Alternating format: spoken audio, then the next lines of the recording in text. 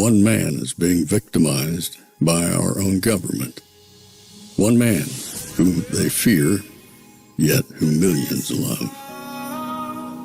One man who is willing to take the poison arrows of lawfare. One man whose voice has been taken away by a corrupt judge operating in a corrupt system. One man who has been ridiculed and insulted. One man who refused to back down. One man who refused to back down. One man who refused to back down. One man who stands between us and them. One man that wants to see America protected again. One man who wants to see America prosper again. One man who understands that a man is a man and a woman is a woman. One man who understands and protects the blessing of life. One man who wants to restore American exceptionalism. One man who once again wants to make America that shining city on a hill for all to see. A place where all the people of the world glowingly set their eyes upon. America. One man who unashamedly wants to make America great again. That one man is Donald Trump.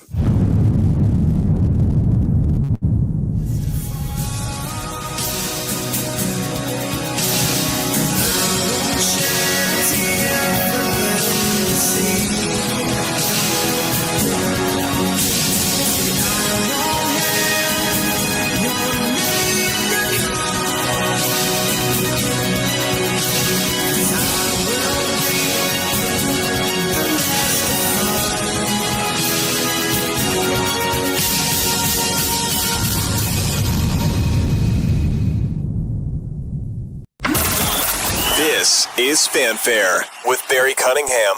America was built by skilled labor, by the men and women who forged the steel that built the greatest cities known to man, who welded the beams that connected a continent, who mined the critical minerals and resources that powered the world.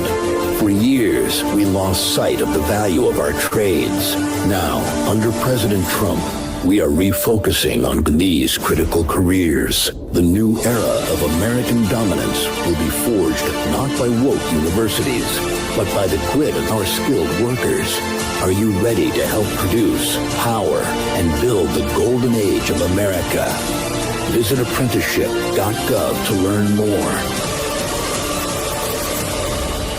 The one thing I've really discovered just watching Trump over the last 3 or 4 months is really he does get the art of the deal. He doesn't show his hand. He always starts with a very strict position, and then, he negotiates from there. And what he is doing, just so people understand, is because the United States is the hub of the world economy, all of these other countries, Bill, have to trade with the United States. Yeah. Canada has to trade with the United States. Mexico does. The Britain does. The Chinese do. So he's using that leverage. And that's the word he uses in a book all the time, leverage, to get better deals for the U.S. I think in the end of the day, he will prevail. I completely 100% concur, which is why I'm changing up things a little bit. Don't worry, I'm not dumping the show. I put up a poll saying, should we do 2 shows or 1 show? I guess we'll keep doing 2 shows because as of right now, and I'm surprised, there's been over almost 1,600 people have voted, and it's 73% said keep going with 2 shows. So I guess we'll keep going with 2 shows. I don't know if I was boring you guys or anything in that matter, so we'll keep going with 2 shows. But I want to begin focusing something, whether it was 1 show or 2 shows, on things that actually matter. Not on craziness, not on lunacy, like Steve Moore just said. You got to bet on Trump. Trump is doing everything he possibly can to make life better for Americans.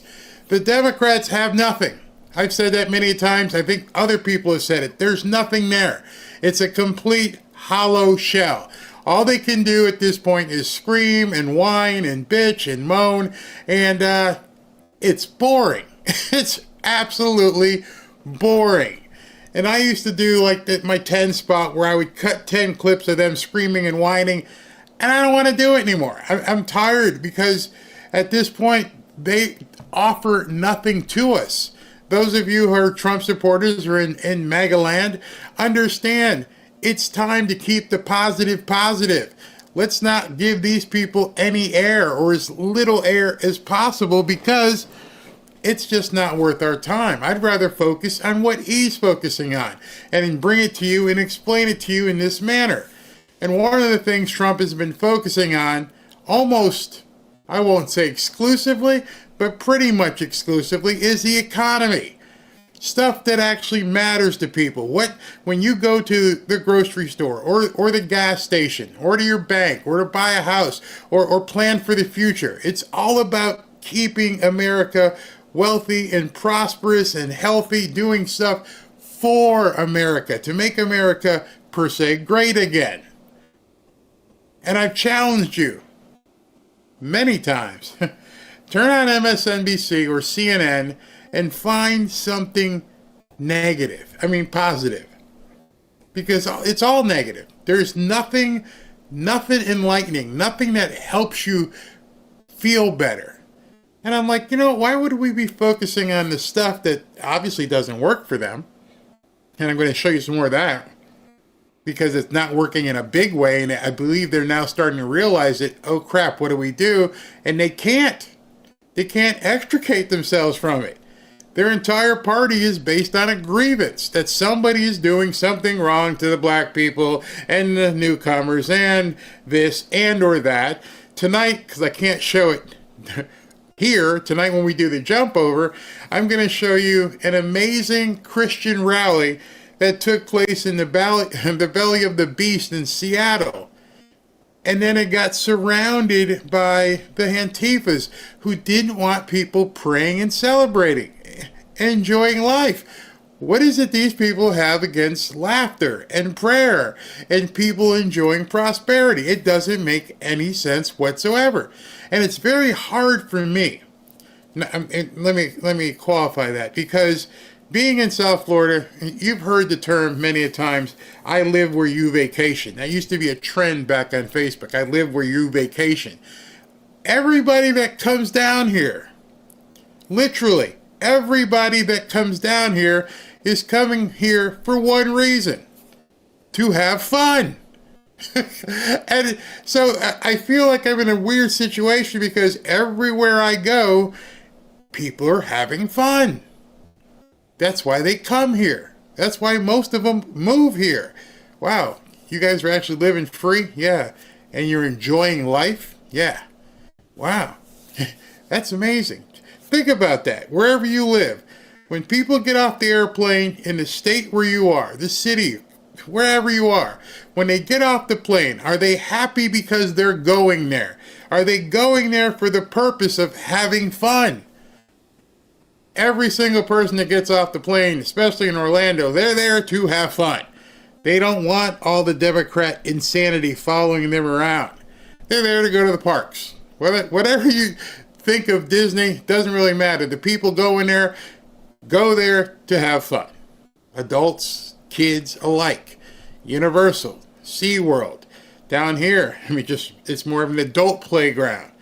One of the things I loved this weekend, spending it with Ashley and Justin, her husband, was we had a weekend of firsts. And some of you guys may be wondering, what's a weekend of first? Well, a weekend of first is when you as an adult can go someplace and when you do things as small as they might be, as an adult saying, wow, I've never done that before. Let that sink in for a second. How many times during the course of your day, week, or month do you do something that you've never done before? And you're an adult. And we had a weekend with the kids down here, and it was like, wow, I've never done that before. I've never done that before. And I turned to Robin and said, that's the experience I want.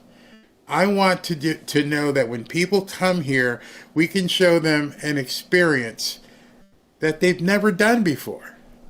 And I pretty much guarantee the next time Ashley and Justin come down here, Robin and I will have other things for them to do that they've never done before. And now it's becoming more and more prevalent because Donald Trump's in office. And so we can sit back and plan these never before done experiences. When the grandkids come down here, they're going to do things they have never done before. So everybody getting off the plane in Fort Lauderdale or Miami or even West Palm or in the private executive airport in Boca, unless you're coming here for business or returning home, you're coming here to enjoy life. And I love that. And so I'm like, why would we be focusing on these nuts when nobody else really wants to focus on them, including other Democrats? See, that's the funniest part. Democrats even come down here and they may hate Trump, but then they enjoy the stuff that Trump provides. That hypocrisy, that contrast, that paradox that faces them when they get off the plane. They may bitch against the person sitting next to them because they got a MAGA hat on, but then you're coming to MAGA land to get away from the crap you're dealing with in blue cities. Make that make sense. If they for once looked in a mirror and said, you know what? I hate Trump. Trump sucks. Blah, blah, blah. You know what? Hey, let's go to Fort Lauderdale for the week. Let's go to Miami for the week. Let's go to Orlando for the week. Do you not realize where that plane is flying to? That plane is flying to freedom. That plane is flying to someplace that you can't enjoy where you are. And I'm not necessarily talking about you personally, because some of you may live in great areas. But if you're flying from New York or California or Chicago and you're coming to Fort Lauderdale, Miami, you're coming to a different country. And that's another thing people notice here. You guys can do that here? Yeah, we can do it here. I think the first question that Justin asked me when he got here, he was on the plane. And of course, I told you about the 12-hour trip that they took that usually takes an hour and a half. It was delayed. And then people on the plane were worried. This is how worried they were about getting away from wherever they were coming from. The talk on the plane was, what time do the clubs close? How late can I buy some liquor? Because they were coming down here to party. And it's funny because we don't ask those questions. We never ask. Number one, I don't drink that much. And number two, everything's just about open. There are places here, like the casino, there's 24/7. Fun. Imagine that. People are on an airplane worrying what time something closed because they're thinking of life and where they're from. So when you think of life where you're from, and again, nothing personal because you may live in great areas, you have to wonder, why are you flying away from this great area to a MAGA land? We should just change Florida to MAGA land. Should put it on a sign at the airport. You're welcome to MAGA land. Because everybody down here just about is a Trump supporter, even in Miami-Dade. So, all that being said, a long-winded way, sorry, sometimes I can be quite verbose, I've decided at this point to concentrate on what matters most to most people, including myself. And what matters most to me, if I want to be a little self-indulgent, is prosperity, health, sports, fun, that are being provided and made accessible because of Donald Trump. And so I told you, when did we last meet? Yesterday, Memorial Day weekend, which I hope you had a great weekend. And I told you the futures, the stock market futures were showing that today was going to be a good day. And sure enough, it's a good day. It's a good day. And there's no indication that these good days won't continue. And so in an effort for things not to become boring with good, because some people can get bored with success. I don't know how, but some people are like, oh, I've heard it all before. But they'll listen to the crap, but they don't like to hear over and over about prosperity and success because it intimidates them. See, the fear and loathing on CNN and MSNBC, it doesn't intimidate. It becomes almost comedic. It's just like, these people are so stupid. But when you see people talking about prosperity and wealth, it intimidates people. It pulls them into a shell because they've been taught for so long, or not taught, how you can achieve it. And so I'm watching Trump out here just make deal after deal after deal, and MSNBC, who's trying to make you feel like it's bad. I said what yesterday? I'm like, he spoke truth to power, as they said, and said, yeah, I guess we'll go ahead and give the European Union a 30-day extension. Oh, thank you, Lord Trump. Thank you, Lord Trump. Lord at little L.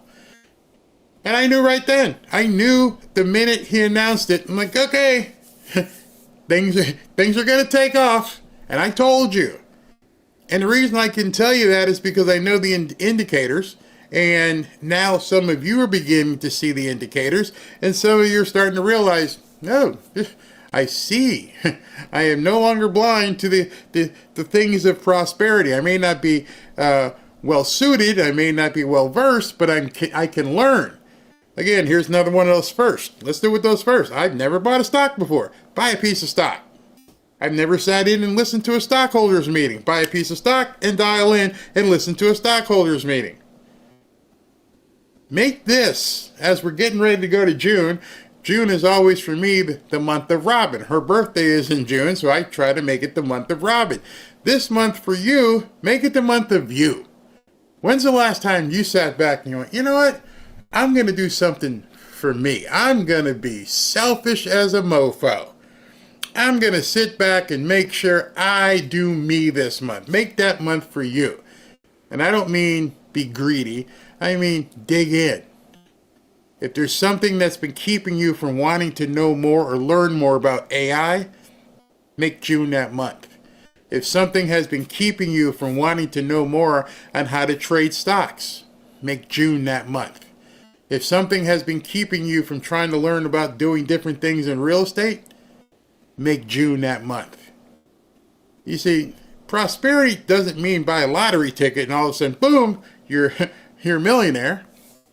It's not like, striking black gold or Texas tea and then heading off to Beverly. Nope, doesn't. Start by investing in yourself. Once you begin investing in yourself, if you take the month of June and say, you know what, this is going to be for me. I am going to invest. I'm going to make sure I know as much as I possibly can in these next 30 days. And what will happen is you will build up an insatiable appetite. Because once you start digging in, whether it's Bitcoin or gold or silver or vitamins or health or working out or stock trading or whatever it is, you will become insatiable. There will be times you're like, wait a minute, what am I watching this television show for? I didn't give a shit about the Real Housewives or whatever. I'm going to find out more about Bitcoin. And I'm going to eat. Bitcoin. Maybe it's the Bible. You know what? For the next 30 days, everything I do, every spare moment, I'm going to dig into the Bible. That definitely will make you insatiable. But if you do whatever it is for yourself and pledge to yourself right now, June is about me. July will be a hell of a lot of fun because you'll be 30 days into your 10,000 hours. Do you know what your 10,000 hours is? Anybody want to know what 10,000 hours means? Well, there's an old cliche adage, some people believe it to be true, that to become an expert on anything, you need to have 10,000 hours into that realm. If you want to become an expert in real estate, you need to have 10,000 hours into that. If you want to become an expert in Bitcoin, you need to have 10,000 hours in it. And it sounds daunting until you realize what that means is you're feeding the insatiable appetite for more and more and more.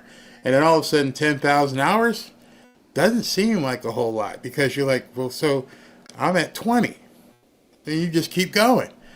Well, I'm at 30,000. Hey, maybe you can get that in before you die.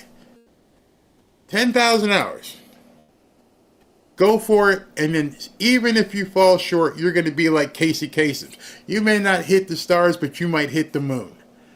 Now, I don't mean to sound like a coach or a cliche-driven robot, which we'll talk about some robot stuff today, but I just want you to take that step to block out the noise, keep that noise, that CNN, that MSNBC, that crap that they're trying to infiltrate you. Take out that Epstein bull crap right now. Don't worry about what Kash Patel and Pam Bondi and Dan Bongino are doing because it doesn't do anything for you. If it's not feeding your appetite, try taking a month and pushing it aside. I challenge you. As you get ready to sit down and do something, I want you to look at the computer, your tablet, your phone, your remote, and say to yourself, I'm about to do something. What is it going to do on my behalf? Maybe the answer is rest. Maybe the answer is enjoyment. Then it's fine. You're still doing something for yourself.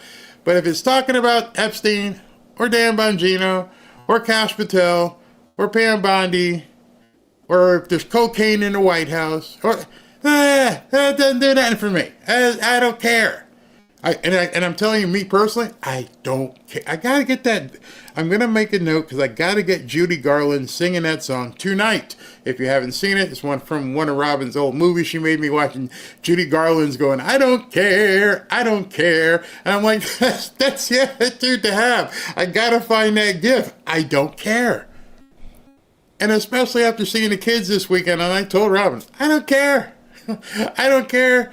You know what I really don't care about anymore? I don't care about if people complain in the chat. I don't care if they troll. I don't care because I'm going to do this for me and my family.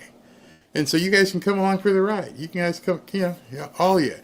So before I jump into the comments, let me give you a taste of what I'm talking about.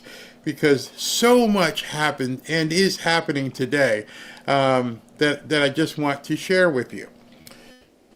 Let me pull this up on a screen. And yes, you can tell by my attitude today, I'm kind of fired up. And I'm fired up on life. I'm fired up because I see what Trump is doing, and I'm like, OMG, this man is doing it for us. All right, so right now, if you check the vital signs, you can see that the Dow Jones is up 713, the S&P is up 116 or 2%, the NASDAQ is 447 or 2.3%. It's all green. Not that it stays green, not that it has to be green all the time, but when you see green, when you know it's going to be green, you're like, yeah, I was right. When you can look the night before and say, I'm going to make some moves because I think I know what's going to happen tomorrow, and you make those moves, and you're like, thank you, I was right. And I'm not just beating my own horn, I'm saying if you'll feel that way. So what exactly is going on? And you can just follow what President Trump himself is doing. And President Trump this is a very interesting story on CNBC. And most of you were like, oh, they suck. Okay. Not talking about they sucking. I'm talking about you getting better. All right. So movie theater stocks soar after record-breaking Memorial Day box office. Notice what soared. And this is where some people will be like, you might miss the headline. Movie theater stocks soared. Not Paramount, no. The theater. Depending on what theater near your house, maybe Lowe's, maybe AMC. Down here we've got AMC, we've got Cinemark. The theater chains. If you invested in the stock of theater chains, they exploded. Why? Because there were some Memorial Day blockbusters that you had to know were coming. Well, Barry, how did I know it was coming? Because Tom Cruise's face was everywhere. Lilo and Stitch, their face was everywhere. So you know those were two massive franchises that were dropping over the holiday weekend. So the prudent person goes, looks like this weekend one of the biggest blockbuster movie franchises in history is about to hit the movie theaters. I wonder how the movie theaters are going to handle the demand. Money time! That's when you start realizing it. You understand. I'm not betting on the movie. I'm looking at the places that are going to be showing the movies. And sure enough, they exploded. So the domestic box office tallied an estimated $326 million in sales over the Memorial Day weekend. Shares of AMC, Marcus Corporation, and Cinemark soared on Tuesday, that would be today, following a record-breaking weekend. Each posted their best Memorial Day sales of all time, as well as record food and beverage sales for the holiday. Hold on, I gotta stop there. People wanted to have fun? I thought the Democrats said everything sucked. You mean people are actually looking forward to having fun? So much so that they broke all the box office records of all time for a Memorial Day weekend? Really? Do the people at CNN and MSNBC know people out here spending money and having fun again? So much so that they're breaking all the records for any Memorial Day in history? That kind of fun? Oh, wow, that's that's very shocking, isn't it? Well, only to people who don't know any better. Let's continue with this article. Shares of the movie theater company soared after large record-breaking Memorial Day weekend at the domestic box office. Now listen to these numbers. AMC saw its stock jump 20%. One day. 20%. All right, so just to give you an idea for those of you who are math challenged, if you had bought $1,000 worth of AMC stock, you would be sitting on $1,200 today. You would have made a 20% return. You would have made $200 in one day if you had placed some money on AMC. How many of you make $200 cash in one day? While shares of Marcus theaters climbed 8% and Cinemark stock leaped 2.5%. It's responsible because of live action Lilo and Stitch, Mission Impossible, huge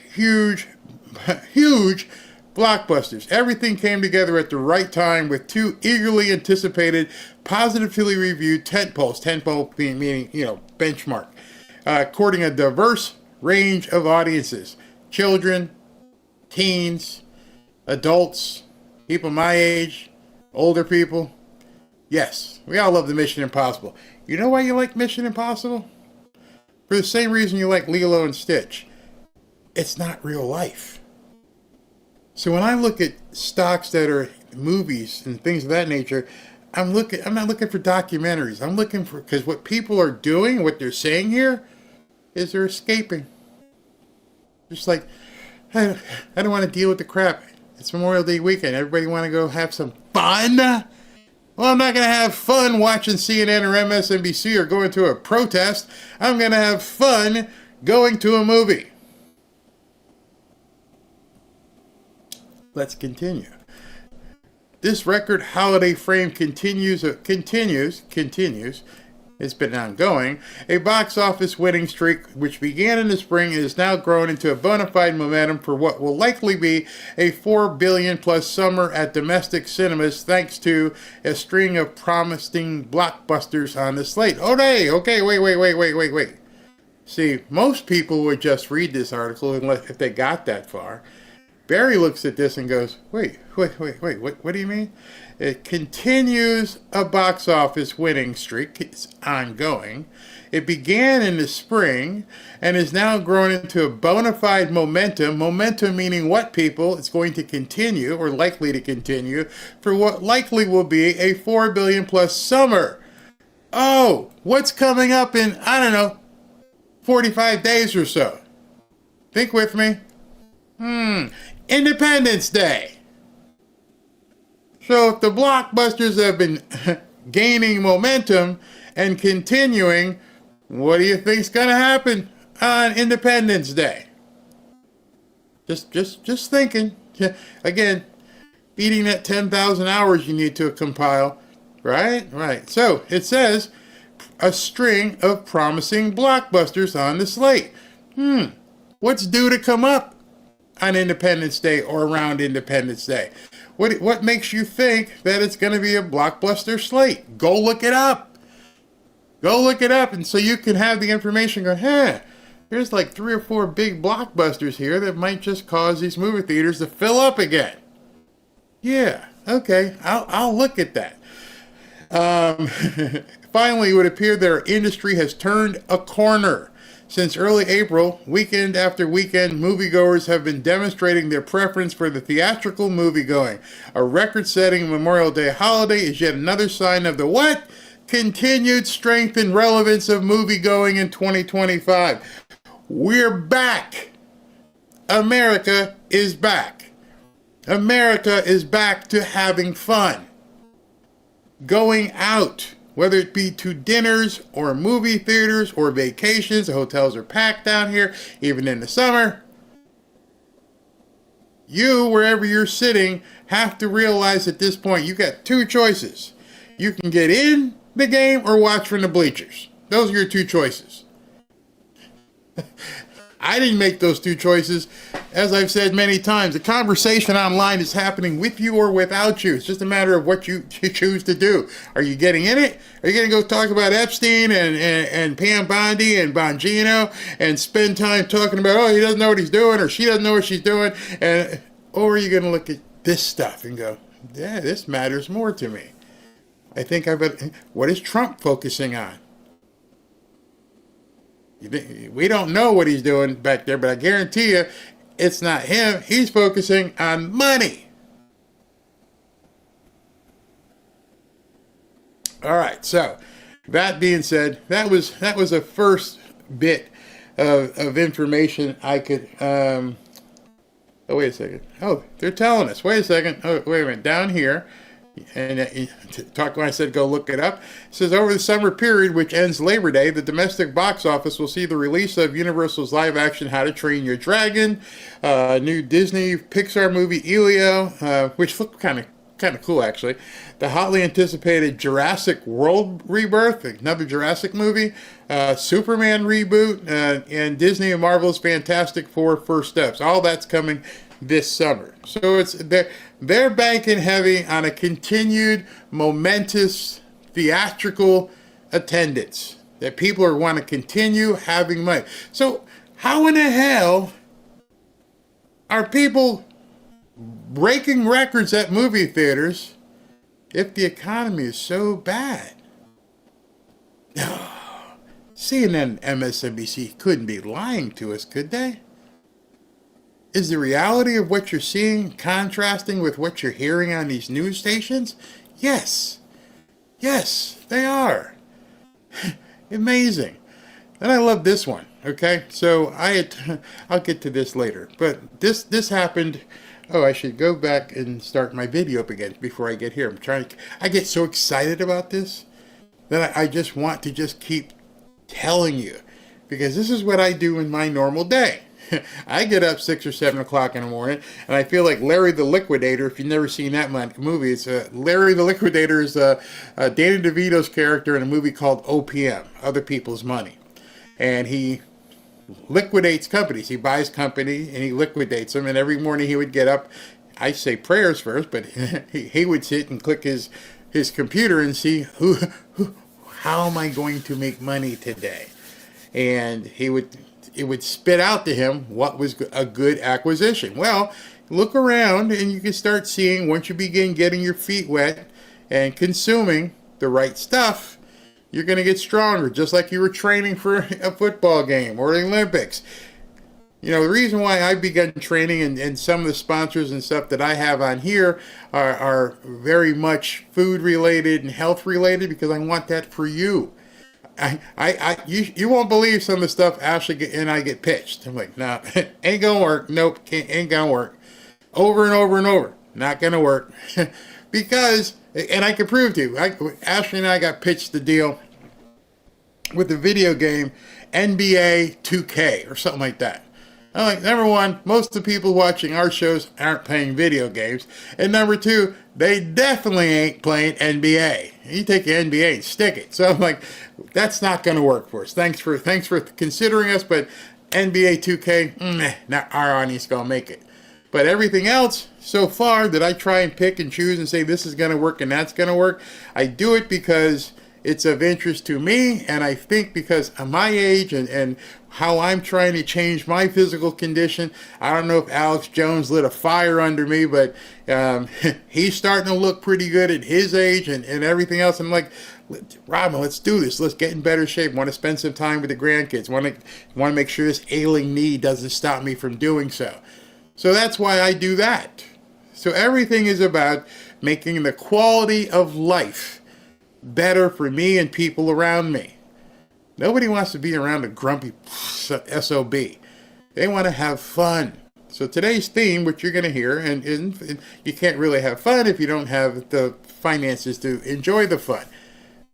And I want to be the first one to tell you that I don't care what position you're in right now, you can have the ability to generate more prosperity if you learn.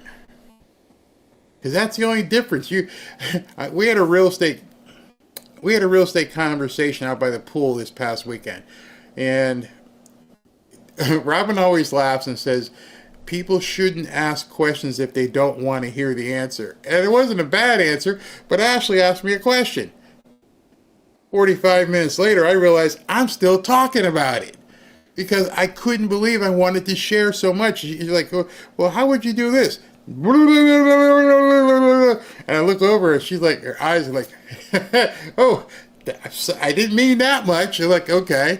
But that's how I feel. I'm so excited. I'm so pumped to tell people stuff that I know or introduce them to people I know and say, hey, look, talk to him, talk to her. They can help you do what you need to do. And it disappoints me when people say, I can't. It's just not in me. Just not in me. I can't paint. Right? I could say that. But I'd be wrong. What I should say, if I was interested in it, is, hey, Robin, I've noticed that you've been doing a lot of paintings and that people say your paintings look good. Can you show me how to do that? Because I know I can. I'm not going to say I can't. I just have to ask the right people to show me. How do you make the lines on the thing? How do you do that? And how do you shade this? And what colors do you pick? See the difference in that? I can't fish. I'm not a fisherman. Hey, let's go deep sea fishing. And the captain's going to tell you this is what you do, and Robin's going to tell me. And then when my fish got on the hook this weekend, I was like, this is kind of tiring. I thought the fish, and I caught the fish. Didn't know how, didn't know which bait to use, but I didn't go out there and go, I can't catch fish. You can catch fish. Don't let anybody tell you you can't. You can be prosperous at any age, any financial condition. Now, one of the things that Justin said to me by the pool, which I found very interesting as well, and it made me sit back. He goes, you can't do that when you do the real estate. Tonight we're supposed to do the real estate show. And he goes, you can't do that. I'm like, what's wrong? Too much. No way. People will hear the stuff that you know, and they will immediately think there's no way I could do that. It is so advanced what you just said. And I'm like, well, I had to learn. And as he was pointing it out, he goes, but what did you learn first? I'm like, oh yeah. I mean, I was given basically a soliloquy at a master's degree level of real estate, and they're like, hey, wait, I haven't even been to the Montessori school yet. Back it up. I don't even know. And I'm like, I used this form, I did this, and we did this. We caused the entire Florida Real Estate Board to change how things were done because of the way that I was doing it, and stop.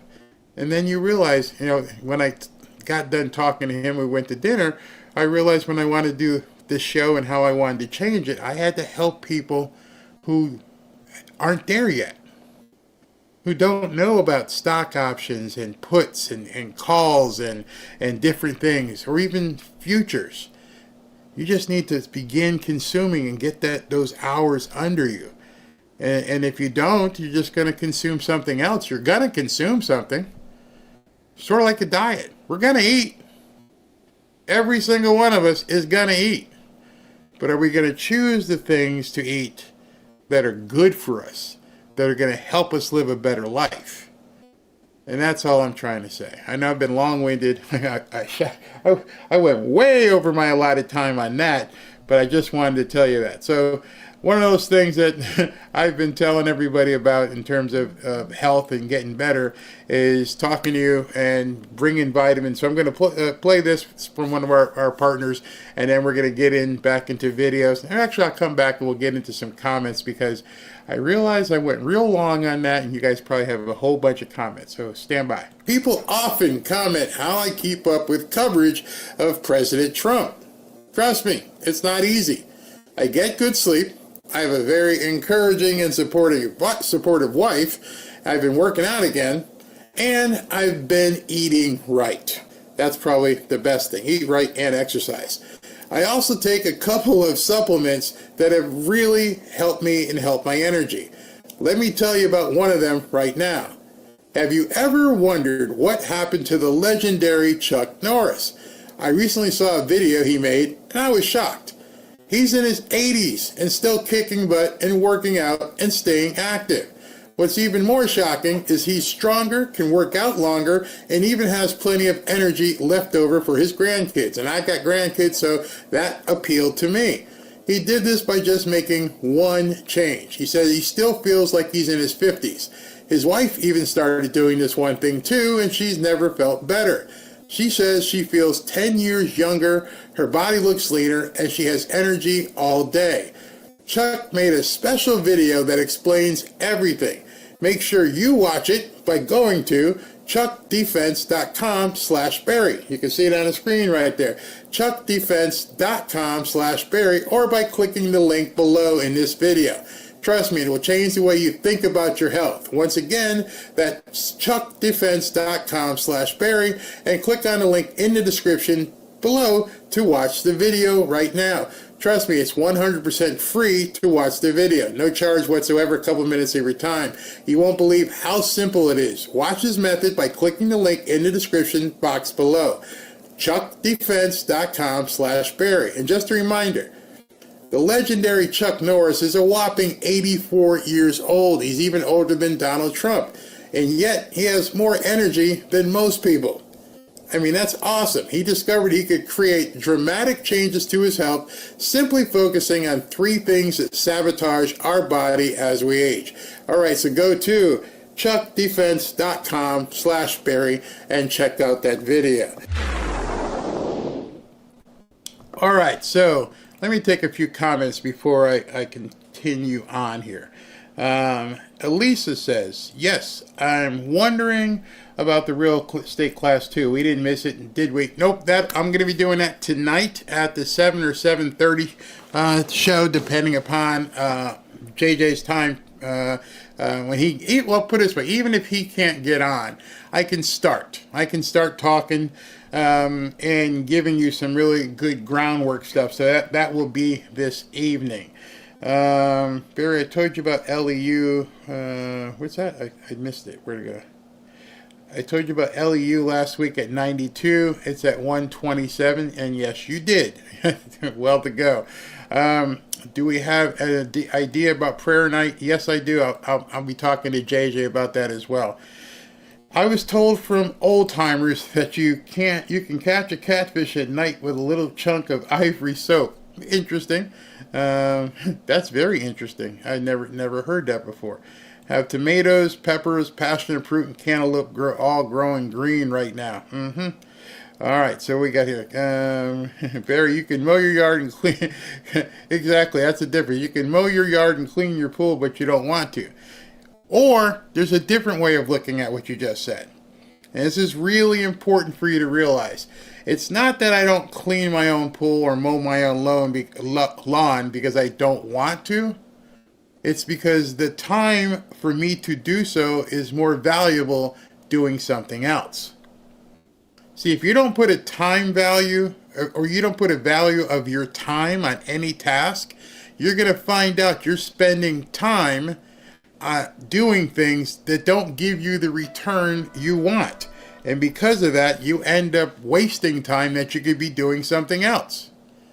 So I don't mean to throw something else at you in the mix, but if it takes me an hour to gas up a lawnmower, and by gassing up the lawnmower and making sure the blades are, working well and everything else, then it takes me, an hour to go ahead and mow it and then rake up the, what do you call it? See, this is how long it's been.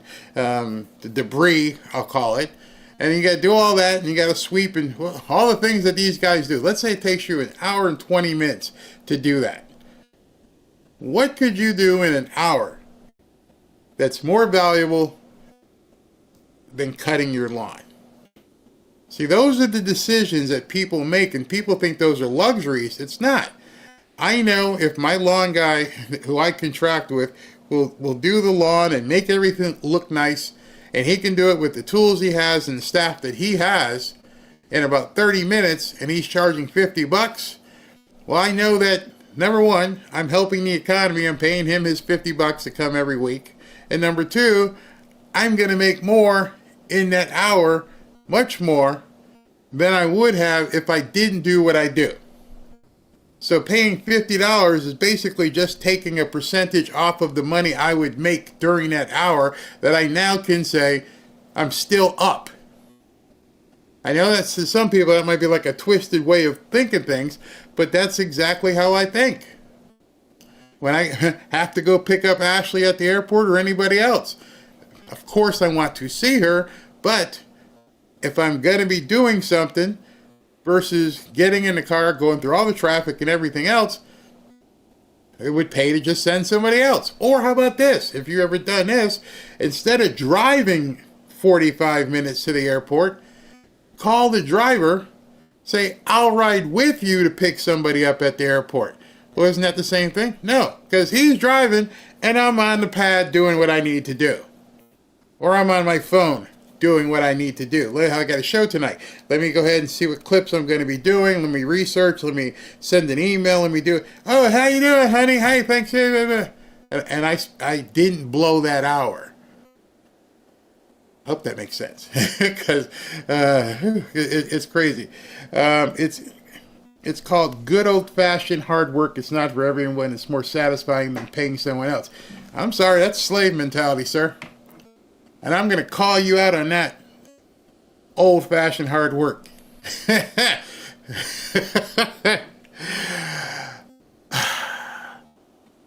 How do I say this nicely?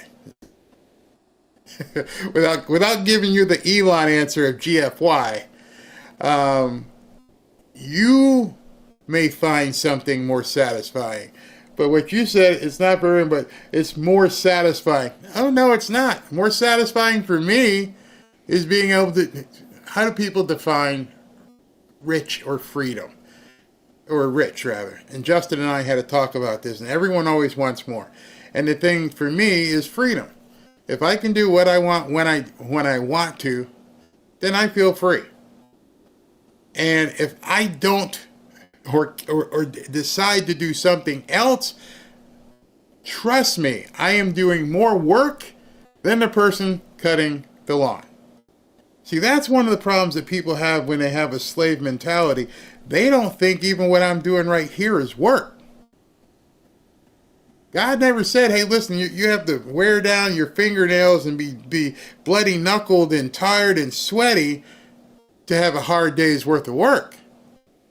I'm pretty much going to tell you right now, with what I do just doing these shows, it's really hard work. I'm just good and I make it easy. And I don't mean that in a bad way or being condescending, but you have no idea what mission control looks like in here. And so for people that say it's a hard days of work, do you know what it's like doing 6 hours of broadcast every single day, basically? Because what you see is the end result, the easy part. It's sort of like when I play football. Playing a game is easy. It's what goes into playing a game that you never see.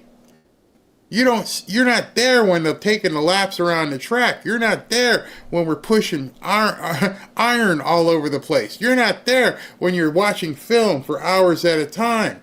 You're never there. You pay your money, you come in on a Saturday or Sunday, like, oh, these people run around the field. Oh, that's easy. They're making money. Oh, they're making so much money for doing nothing. It's money for nothing. Chicks for free. When it couldn't be further from the truth. You see, the problem is what you consider work, we consider an investment. Go back to that 10,000 hours. In order to play like LeBron, who's a jerk, personally, you can't deny his ability. He's been playing for, 30 years? Probably longer. He's put in that 10,000 hours in order he makes gazillion dollars. And it's definitely hard work. But it looks like it's easy. It's money for nothing. You should never talk about someone else's craft as not being hard work. Especially if you've never done it, which is probably the codicil for getting involved with somebody. Don't let them tell you you can't do something if they've never done it. And so the mentality that you're saying a hard day's work, I'll agree with you. But you need to define what a hard day's work is, bro. Oh, man. Y'all crazy. I'm sorry. That one just struck me. I know how hard it is, Barry. I tried a YouTube channel for a couple of years and it burnt me to a crisp. It can burn the hell out of you. It can do. All right, so that's all I'm saying. Wait a minute.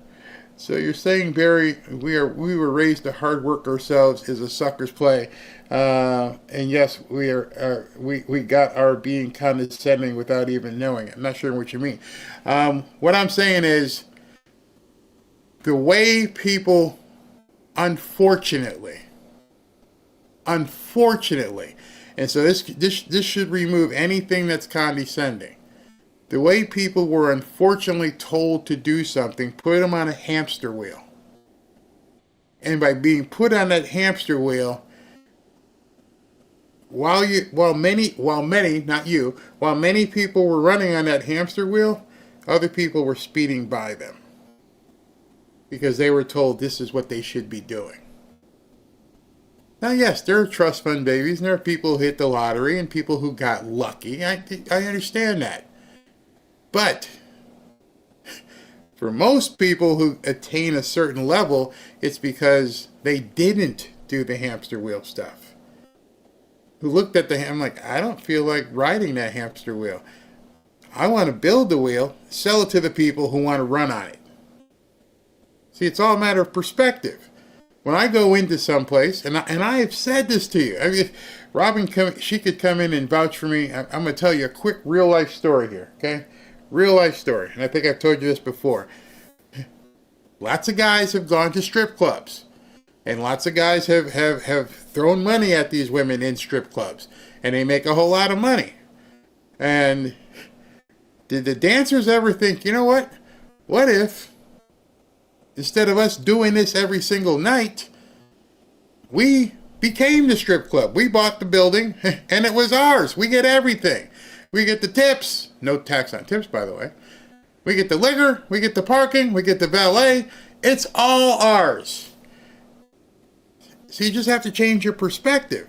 If you think the hamster wheel is it, why didn't you ever think that maybe I should buy the company who makes the hamster wheel, or build the hamster wheel and sell it to people who want to go on that hamster wheel? That's the difference. Sorry. And then this is another one. Not everyone is interested in that level. Yeah, you are. 100%. Yes, you are. Or should I say, yes, you were. There's not a kid right now who's 12, 13, or 14. If you ask them, would say, nope, I just want to get by when I get older. And I can say that with complete confidence because we were all asked that question as kids. Every single one of us was asked that question. What do you want to do when you grow up? And not one of you ever said, I'd just like to get by. That would make me happy. Put in the chat if you answered that question. Most people say astronaut, lawyer, doctor, football player, basketball player, police officer. Not one of you can honestly say what this man just said. Not everyone is interested. That's maybe your interest now, which means it got worked out of your mindset. When you're growing up, it's one of the very first questions that your parents teach you and people in school. They teach you about the bird and bees, hopefully. And the other thing they teach you is, what do you want to do when you grow up? And if no one ever asked you that, that's a different problem. But you're going to get asked that. You probably asked your grandkids, you asked your kids, what is it you want to do when you grow up? And then somehow, that dream, that ambition gets milked out of people. This is what you're going to do. But I wanted to be a doctor. Just going to be happy. Just got to be happy just being right here. See, I don't mean to ask Bill or Toledo or put anybody out like that, but I know that for a fact. There is no possible way anybody, when they were asked when they were 12 or 13, what do you want to do the rest of your life, that said, I don't want that. I just want to hang out. I want to get here, whatever here is, and that's all. No, it does. That's the essence of being children. Your parents tell you you can do anything you want. You could be president one day, Barack. Nobody ever says to your kid, you're never going to do that right now, so you might as well get used to it. You're never going to get there. And if your parents told you that when you were growing up, that someday you would say, I'm not interested. Yeah. Tin said, I wanted to drum for a rock band. Never made the rock band, but did learn to drum. There you go. There you go. That takes some serious introspection what that other guy just wrote. Because I just took him back till he was 12, 13, or 11. And undoubtedly, you're going to meet girls, or conversely, you're going to meet boys. What do they say? What do they tell kids now? You're going to meet girls, boys, and these other things. And then, what do you want to do? We've all either heard the conversation or told it or both. What do you want to do when you grow up? I want to do this or that. What? You just want to go to protests? Oh, no, that doesn't. What? I want to be a Starbucks barista? And if the wrong answer did come out, what would be the next thing?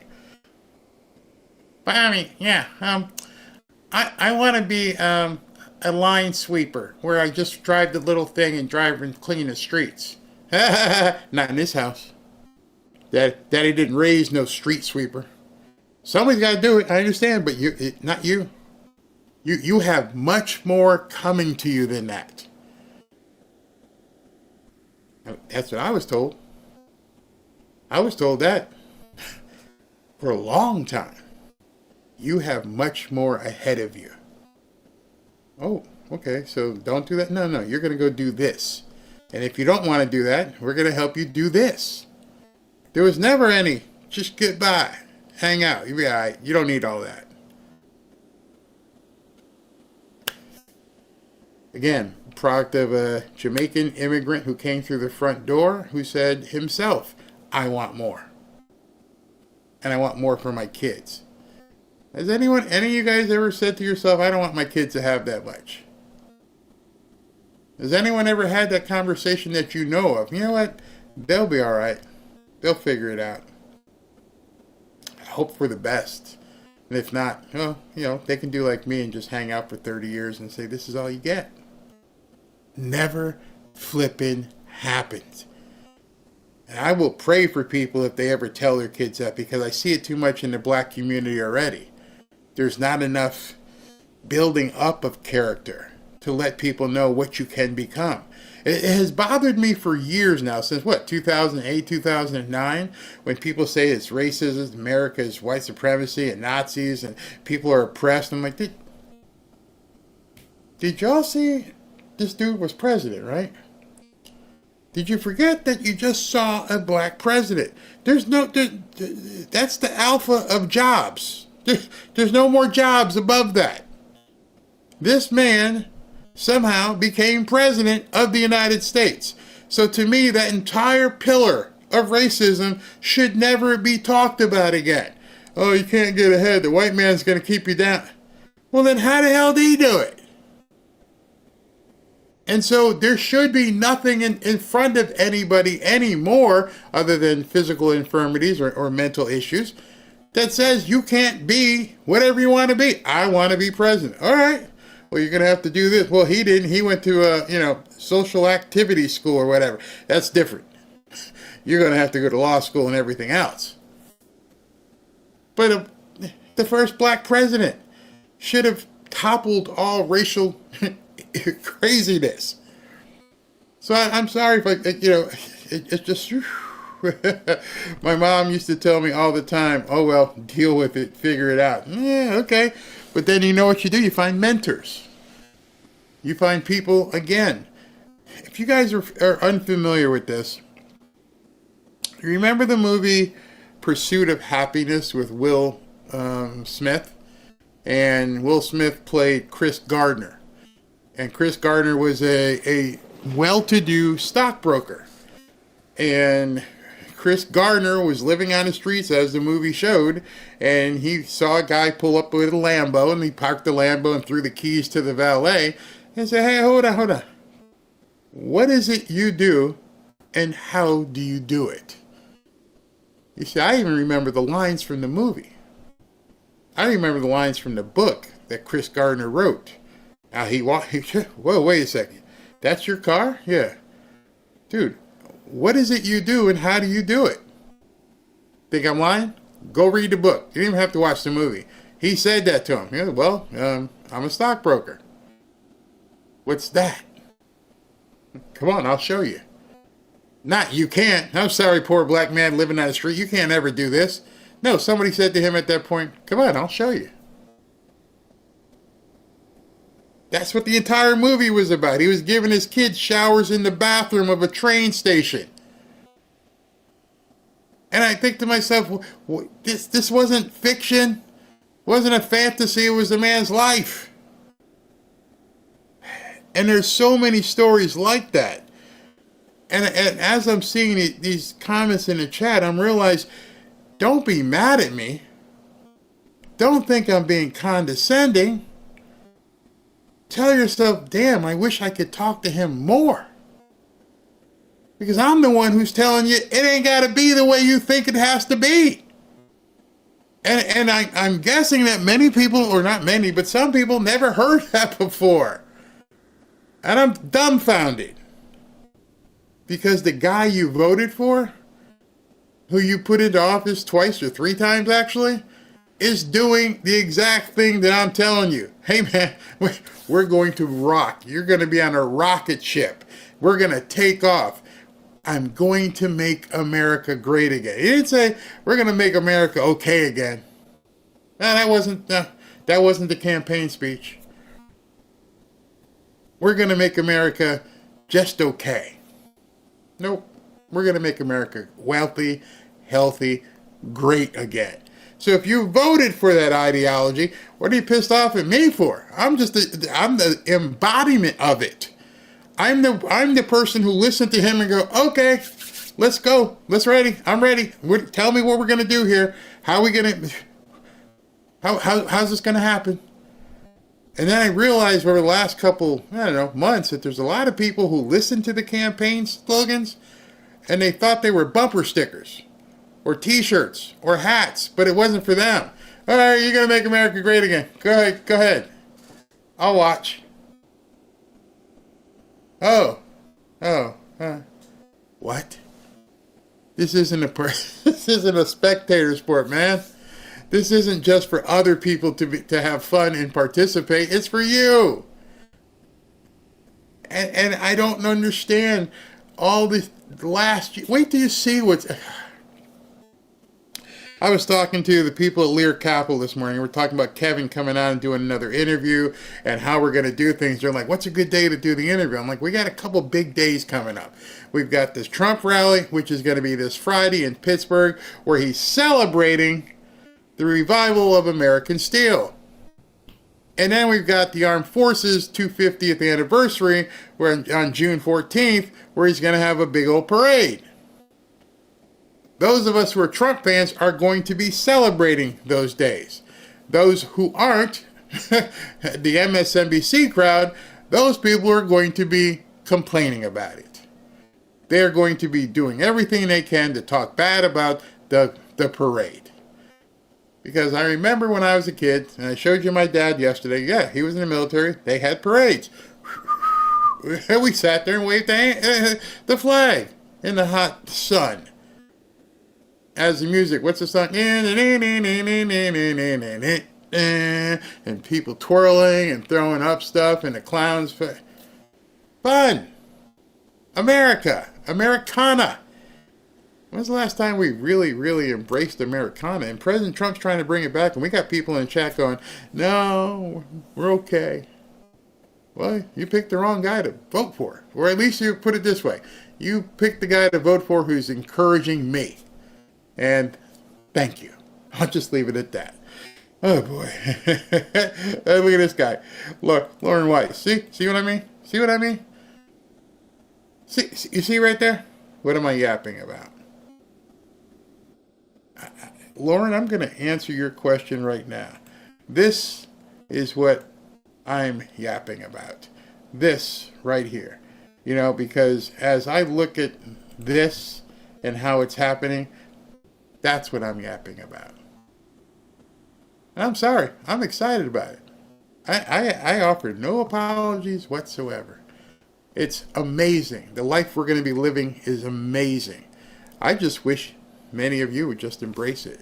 That being said, let's listen to more of the video. It's some conference board with Rick Santelli this morning. Hey, Rick. Yes, and there are some surprises here. This is our May read on consumer confidence from the conference board. On the headline number, we're expecting a number somewhere north of 87. Comes in strong, 98.0. That is the best number since February of this year. But I want to point out something. In the rearview mirror, last month's revision from 86 to 85.7 means that last month's headline confidence equals April of 2020, COVID affected, but you have to go back another 6 years to May of 2014 to find a lower number than 85.7. So a nice rebound over what was most likely a market exaggerated reading last month. On the present situation, 135.9, better than expected, sequentially more powerful than 131.1, the revision in the rearview mirror, best since February. And to make it complete, expectations at 72.8, also the best since February of this year, and follows a slight positive revision again from 54 and change to 55.4. All three readings sequentially stronger than last month. And yields, well, yields are topping some of the high yields of the session as that 10-year once again knocking on the door of 4.5%. And even though we ease back from the extremes of last week, don't look for a big setback. There's still a lot of upward pressure on global interest rates. All right, so that part at the end. When you start seeing the yield at about 5%, that means that interest rates are still having upward pressure. If the yields drop, then the interest rate should drop. And so I believe it's being artificially manufactured, but at the same token, that's what's going to quell mortgage demand because interest rates aren't going to come down, which for some of us is very, very lucrative because people can't refinance, people can't buy houses, the demand will continue, houses will be on the market for longer than normal, there will be some foreclosures. All these things combined are like a perfect storm. And I mentioned to you before, if you haven't seen the movie, I think I told Ashley when she was down here, if you haven't seen the movie The Big Short, go ahead and watch the movie The Big Short. That's part of your 10,000 hours of expert consumption. Watch that movie, and it'll give you a big idea as to why the real estate market collapsed back in 2008, 2009, and what the opportunity may be coming up here in the future. But it's a big short. It's real life. It's like real life. I mean, it's a story that happened in real life, and it may shock some of you to see what was happening that fueled that market foreclosure. Sarah, back to you. Okay, that's a relief on the consumer confidence front. Thank you, Rick. Rick Santelli. And what was interesting about what that entire report was about, it was one word: confidence. The consumer confidence has gone up. People in general are not listening to people on MSNBC and on CNN and some of the people in this chat. The consumer confidence is going up. Again, your president, not mine. Well, yeah, mine, not my words, but what the president is saying right now is the golden age of America. Consumer confidence just posted the biggest monthly jump in 4 years. A majority of Americans say the country is on the right track for the first time in decades. And indeed, it is. In fact, to go a little bit further, the White House, let me see if this fits in, which window should I use? All right, so the White House put out an article called Consumer Confidence Surges. Majority says we're on the right track. As President Donald Trump tames inflation, lowers gas prices, equalizes trades, and secures historic investments, Americans are feeling the results of the new golden age. Consumer confidence surged in May with the biggest monthly jump in 4 years, according to the Consumer Confidence Index, far surpassing economists' expectations. Bloomberg, a gauge of consumer expectations for the next 6 months, surged by the most since 2011. By my math, that's 14 years.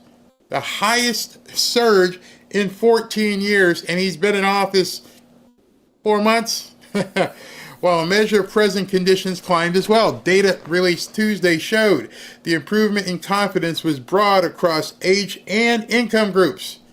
And then here's the big one, as well as political affiliations. You know what that means? Even though you didn't vote for Trump, you're enjoying what Trump is doing. Didn't matter income groups, age, or political affiliation, everybody's doing better. That's amazing, isn't it? Yeah, you would think that Maga didn't work, but you get to get some. A majority of Americans say the country is on the right track for the first time in decades, according to new polling, with the Real Clear Politics average for the direction of the country is the most favorable since May of 2021. So if, as they said, all the key indicators are showing and proving that President Trump and everything that he's doing is the best in 14 years. So if that's what we voted for, why not enjoy it? Why not go for as much of that pie as you possibly can eat? That's what I'm talking about. That's what I'm yapping about. When I'm looking at these indicators, and by the way, if you want to go to this article, it's on the whitehouse.gov articles. Every single one of these leads to a link about another story about inflation, trade, historic investments, the consumer confidence index. There's a link here. Those are the kind of articles where you can begin okay, wait a minute. What do they mean by consumer confidence index? Let me click this link and learn about it. Doing some consumption. And let me click on this one, biggest monthly jump in 4 years. So what was in 4 years? What's the trends look like? These are the things where, I consume. I continually want to be able to start looking where I keep telling you where the puck's going to be. And the puck's got to be over there, so I need to make sure I'm aware of what's going on. I'm just imparting. Here's the biggest thing of what I'm yapping about is I'm trying to give you knowledge that you don't have to pay for. And whether or not you choose to use it or not, if one person finds value and success and prosperity, thank God I done my job. God has put me in this position to try and help as many people as I possibly can. So I don't get discouraged if somebody goes, what are you yapping at? I'm like, well, obviously something you don't have the ears to hear. You don't have the eyes to see. And I can't help you with that. I'm not in the business of leading horses to water that don't want to drink any. It's as simple as that. SoftBank's Masayoshi Son reportedly proposing a joint U.S.-Japan sovereign wealth fund to invest in tech, discussing the idea directly with Treasury Secretary Scott Bessent, according to the Financial Times. Our Deirdre Bosa has more on the rise of sovereign AI for today's Tech Check. Deirdre, how would all this work? So let me tell you. So first of all, if this is true, though, we have to note that Masayoshi Son, he would be at the center of another big AI gamble. Now, a source familiar with those talks tells me that the story is overblown. But even if the fund doesn't materialize as reported, the idea speaks to a real shift that is underway. So instead of offering tax breaks and waiting for companies to build, this could be a blueprint for governments to take direct stakes in their AI futures, funding data centers, securing chips, compute capacity, exactly the kind of projects that NVIDIA sits at the center of. It also fits into this larger trend that is very much underway, and that is the rise of sovereign AI. From Saudi Arabia to the UAE, nations, they are racing to lock in access to American GPUs. In fact, this is Milius's AI chart of the week. Recent sovereign-led AI infrastructure announcements measured in gigawatts of AI compute. Now, together, they represent more than $500 billion in total addressable market, much of that going to NVIDIA, which Milius says proves that sovereign AI has risen from the ashes of the Biden AI diffusion rule. That's a policy that was aimed at slowing the global spread of advanced chips. Now, under Trump, that caution has turned to acceleration. Countries are now racing to scale in and buy in. What? They're accelerating. Everything with the AI market is now accelerating. I know, again, here's another subject that a lot of people don't want to get that 10,000 hours in. And what I'm going to show you later on, you might want to start getting into some of those 10,000 hours for AI as well. I mean, let me see if I can rewind her back to that chart. I want you to see that. Where is that chart? All right, so this is the chart she just showed. 1 gigawatts. The next one was 1.4, 2.0, 4.5, 5 gigawatts in the UAE. These are all their infrastructure announcements, where they're headed in terms of being able to build nuclear power plants and stuff to power all the AI needs we're going to have. This is extremely huge. And again, if you're looking at the wrong charts and the wrong news, you're not going to see any of this. No, they're not going to show you. They don't want you to know that things are being put in place that you can prosper. I bet you can't even find a Bitcoin mining article on MSNBC. They never talk about it. They never talk about any of this stuff as being positive for Americans. There are people in this chat right now who can tell you more about Bitcoin and mining Bitcoin than the people in those news stations. And so it's all a matter of you garnering all this information and understanding how you can use it for your benefit. Dollars in total addressable market, much of that going to NVIDIA, which Milius says proves that sovereign AI has risen from the ashes of the Biden AI diffusion rule. That's a policy that was aimed at slowing the global spread of advanced chips. Now, under Trump, that caution has turned to acceleration. Countries are now racing to scale in and buy in.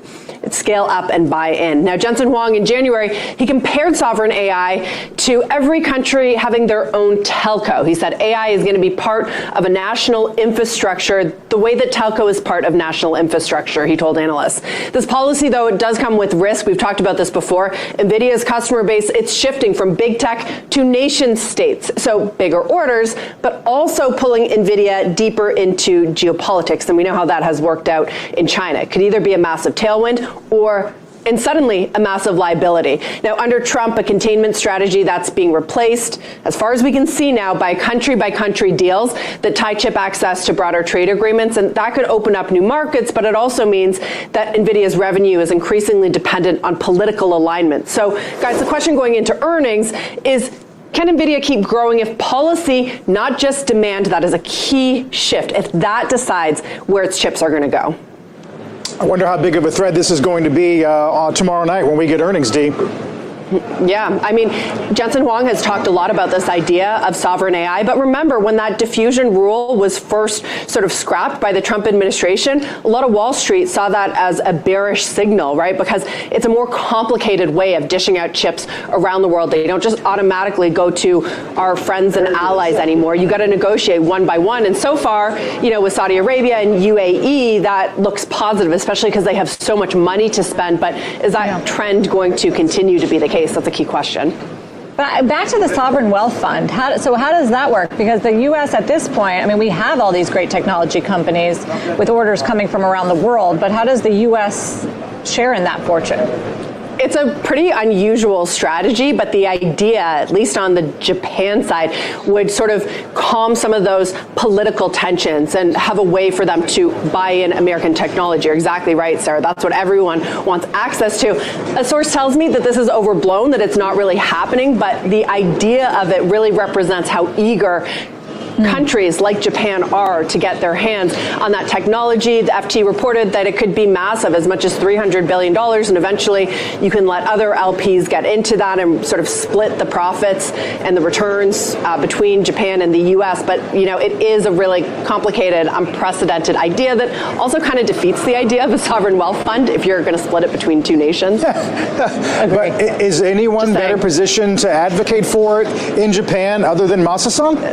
Great point. And it's only an idea that could come from Masayoshi-san, right? Something as ambitious and unusual as this.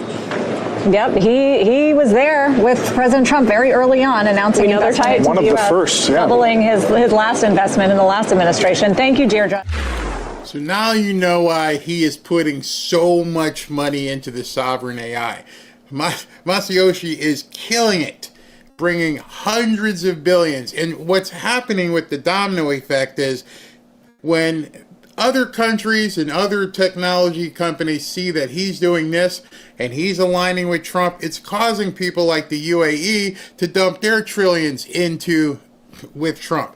And obviously it is a new wave arms race. Everybody wants to be the first to get this AI stuff under wraps, including Elon Musk with everything he's doing with XAI. Grok is a part of XAI, but there's even more in terms of what he's doing. So again, you're giving some information there. One of the things he said that a lot of people who aren't in the markets don't look for, he says earnings data is coming out tonight, so they'll be released tomorrow, and you'll see tomorrow certain companies are going to shoot up, certain companies are going to miss, and their stocks will drop down. But again, trending. Don't focus just on today. Look at everything and going, okay, so we keep hearing. I started telling you about the movie theaters. How biggest in history. Things are trending up. That trend line continues to go like that. There aren't many factors that are going to cause it to push down. One of the biggest factors, obviously, is war. So if Trump can somehow get Putin off his butt and he and Zelensky do what they need to do, and Israel and Gaza, there's no telling where this is going. But you can see it from the outside looking in. If it's going up now, even with all the tensions between Ukraine and Russia and Gaza and Israel, it still looks like it's going to continue up. There's no downward pressure right now on the market. Interest rates, you have to a certain extent, but you know, for the most part, things look good. And I wanted to show you like some of the top stories that are on here, because it's just something you can look at. Let's see here. JP Morgan Chase is heading up market to woo America's millionaires. Dow climbs 700 points on EU tariff delay. Let's see here. Japan's Nippon, who's doing the steel deal, expect to close acquisition of U.S. Steel at $55 per share. What do you think is going to happen with that share price? Stocks making the biggest moves. Wow. Trump Media is one of the top moving stocks. Trump Media. Salesforce. Oh, there's another one. Tesla. You see what's going on? They tried to suppress this stuff for so long, and it's not working. These stocks are taking off. It's amazing. Let's see if this is a paid article. Yeah, that's a paid article, so I can't get in there and show you.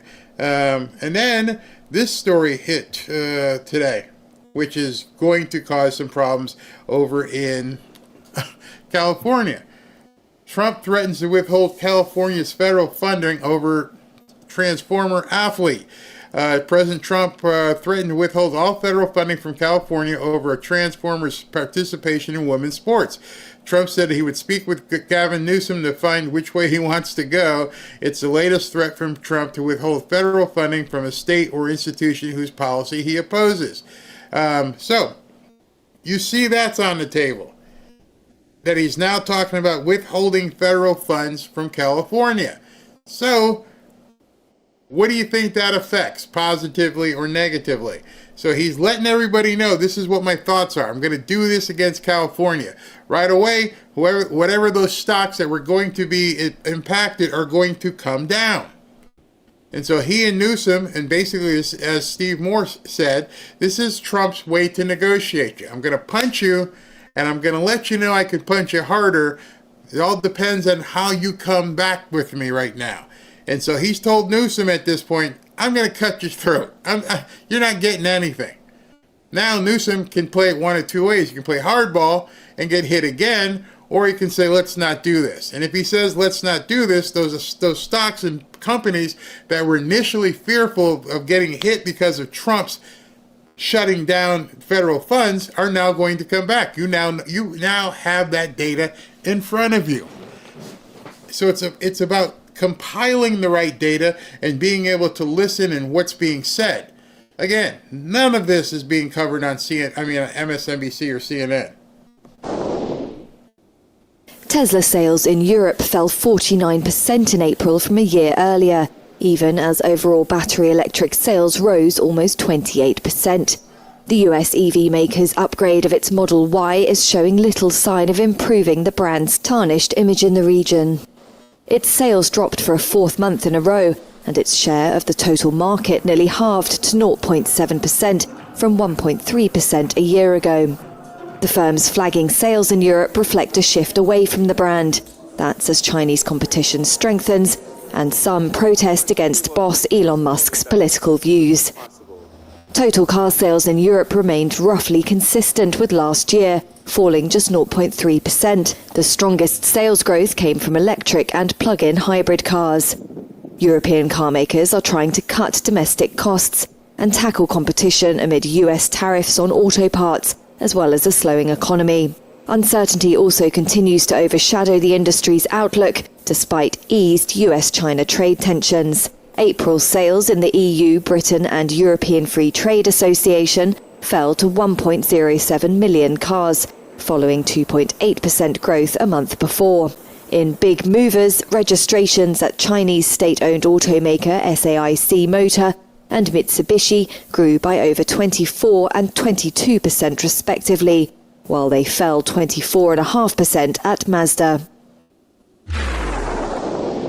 So I had talked to you about Tesla, I think it was last Thursday, Wednesday, one of those days, and I said one of the reasons why Tesla seemed like such a strong buy is because despite the report you just heard, if not, that might have been AI, but in any event, the person talking told you that the reason why the stock was falling over there was because of nothing to do with the brand. It was all because of who ran the company and its allegiance with Donald Trump. No bad news. People aren't burning up. The cars aren't exploding. The only thing negatively impacting Tesla over there was, we don't like that he's dealing with Trump. And that was probably one of the biggest examples of fake news you will ever see.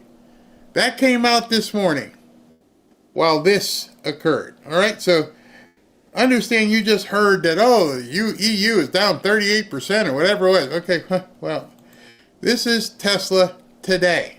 Just today. Tesla is up 6% today. I want to show you something. In 5 days, it's up 3.25%. Over the last month, you would have made a killing.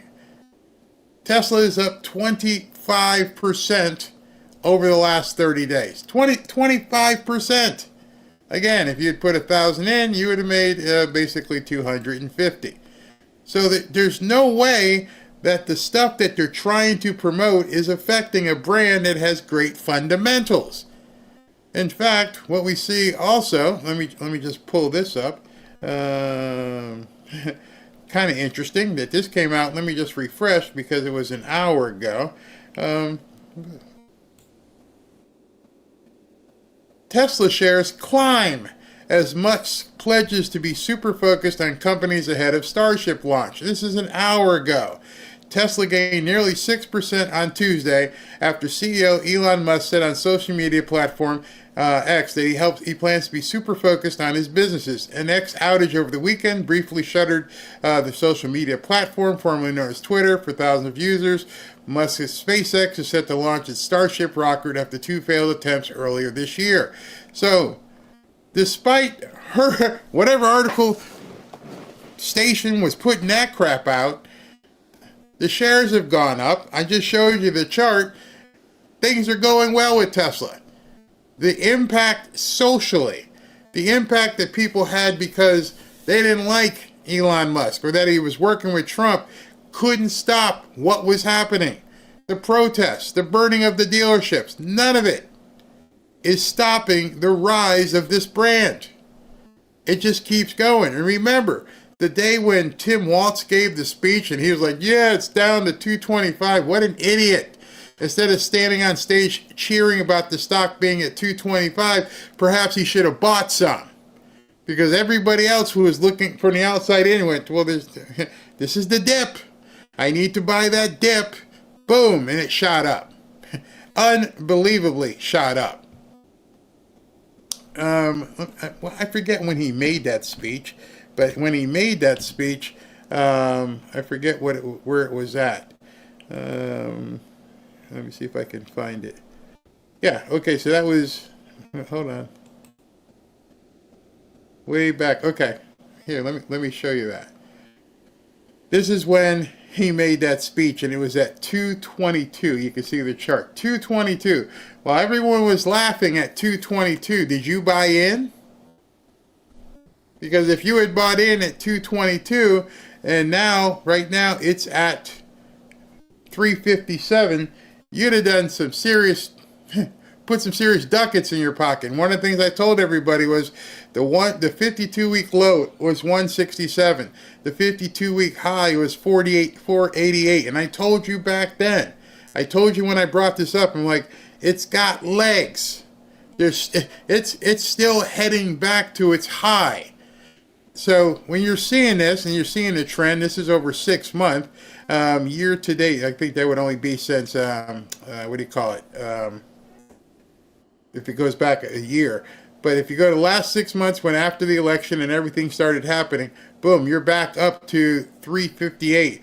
And its high was back here in December. Right after the election, it was at its high, 488 and change. And then bam, it's on its way back up. So to me, is Tesla a good buy? I'm not telling you to buy it. I'm just showing you what to look for. No downward pressure because of the brand. All the downward pressure is because of social media. We hate Trump. We hate Elon. He's a fascist. He's a Nazi. Okay. That's not the brand.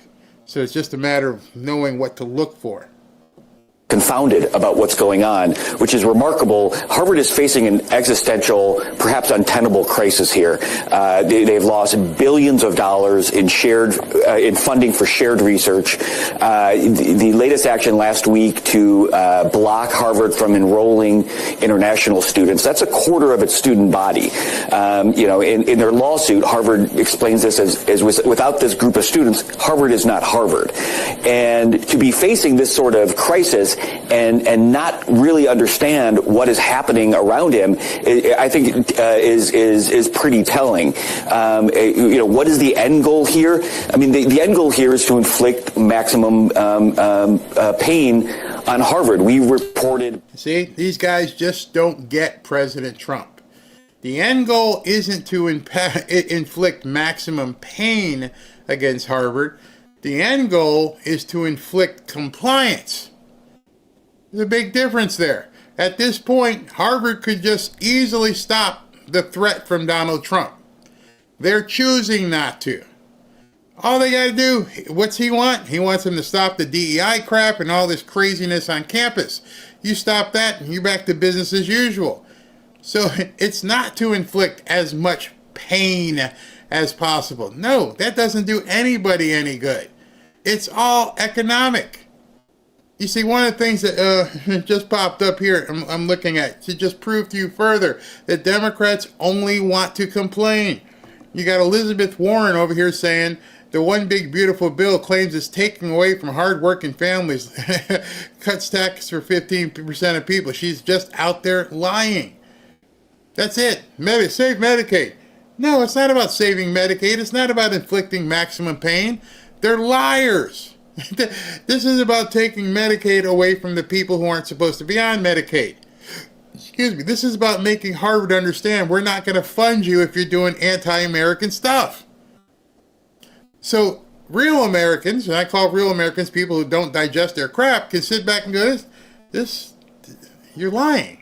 And it's not about inflicting maximum pain. It's truly about you stop hurting America. Very simple. And now they're flailing because they don't know what else to do. That there are people involved in this effort who set out wanting to topple a university to send a message, to have a scalp for the rest of academia, that this sort of unchecked liberalism that this administration sees happening on elite campuses around the country, it has to come to an end. Just 2 days. You see, that's their problem. They can't understand that Trump's numbers are going up. And while Trump's numbers are going up and people are looking at more prosperity, safety, health, their modus operandi, all they do in terms of just complain.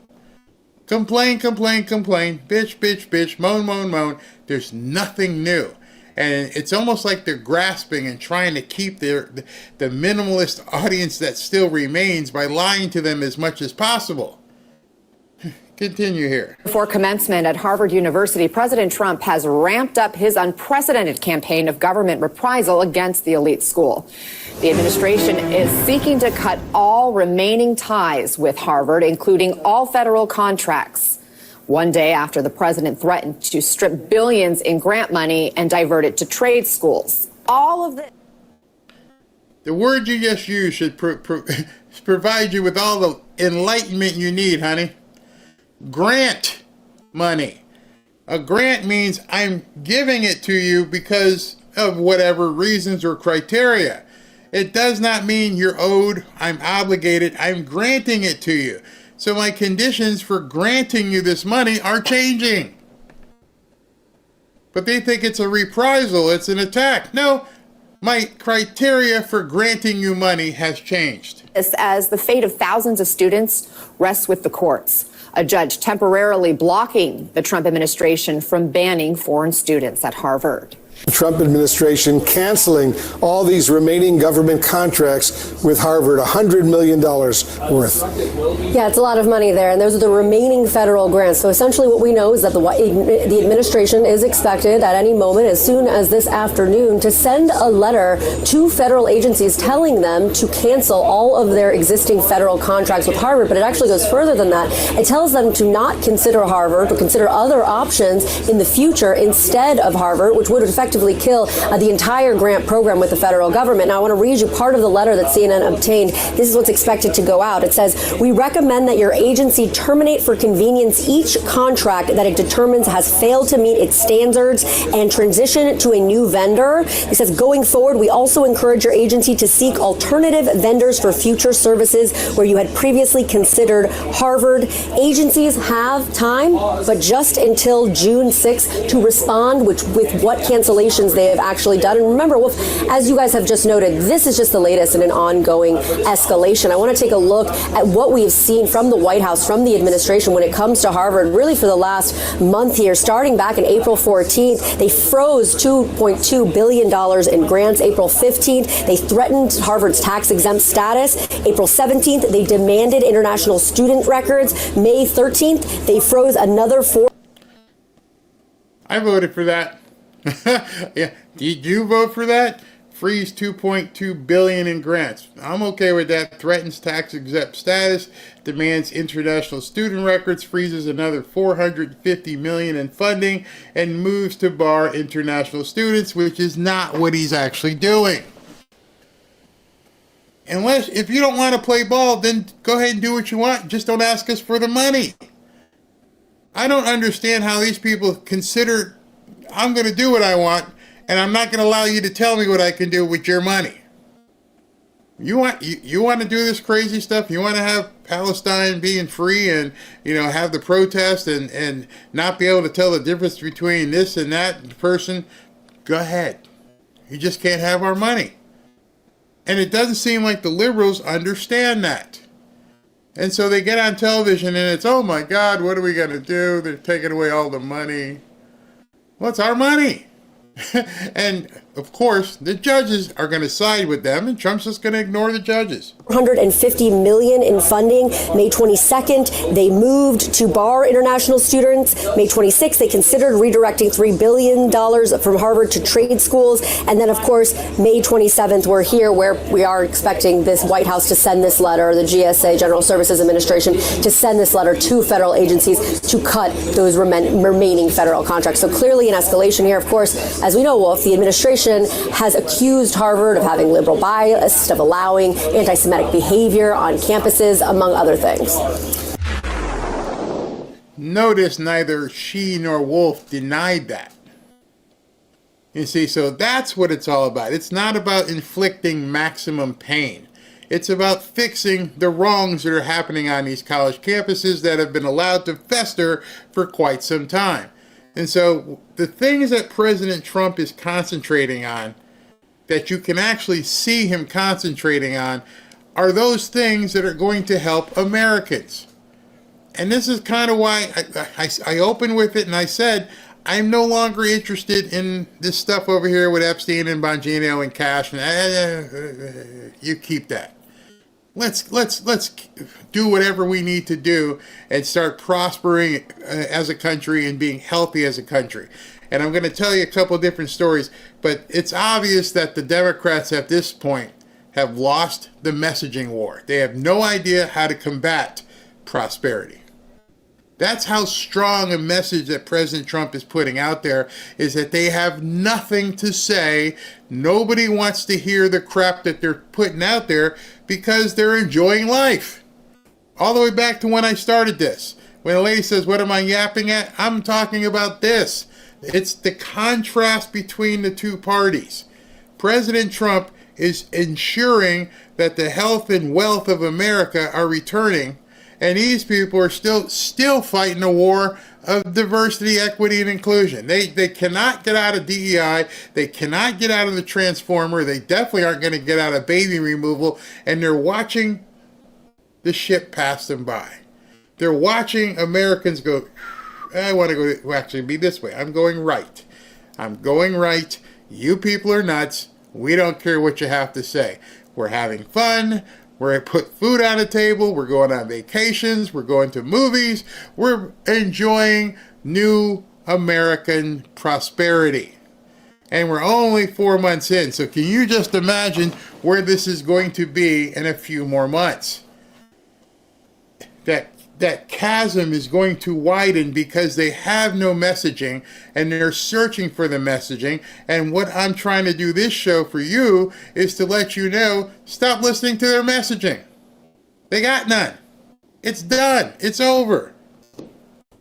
The Democrats just can't help themselves. The Democrats are looking at this report out today in the New York Times, shows that nearly half the countries in the country are triple trending Republican. Basically, none are triple trending Democrat. They have lost the people. And rather than look in the mirror and say, maybe we need to offer people something different, they say, no, we just need to speak in a way that these dumb idiots can understand. You heard their line. They said, we're speaking in a way that's too professorial. No, the problem isn't the words you're using. It's that you're offering open borders and crime and men in the women's bathroom and all sorts of things that the people don't want. The people are smart enough, and they're smart enough to reject you at the polls. Donald Trump's approval rating. So we can see it.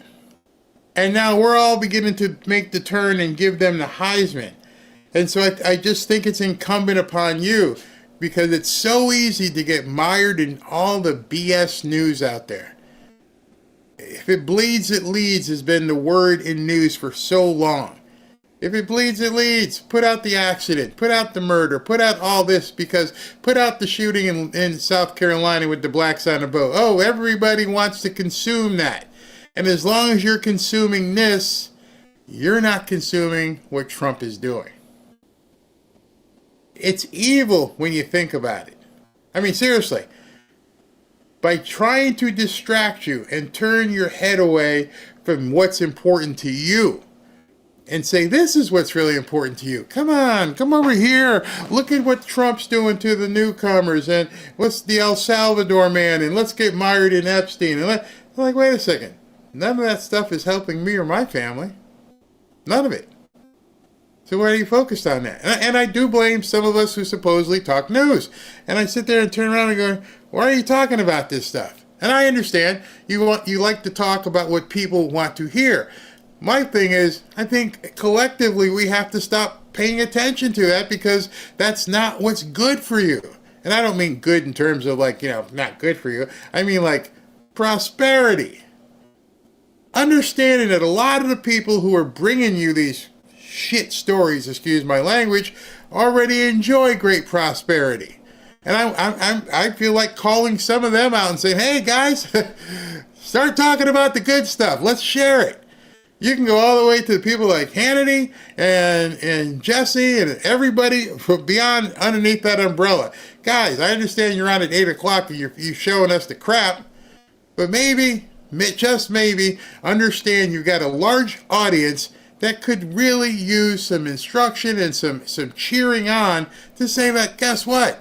We're getting better. We're going to have fun. We're going to make money. Everybody wants to see the train wreck. I don't want to see train wrecks anymore. Maybe you do.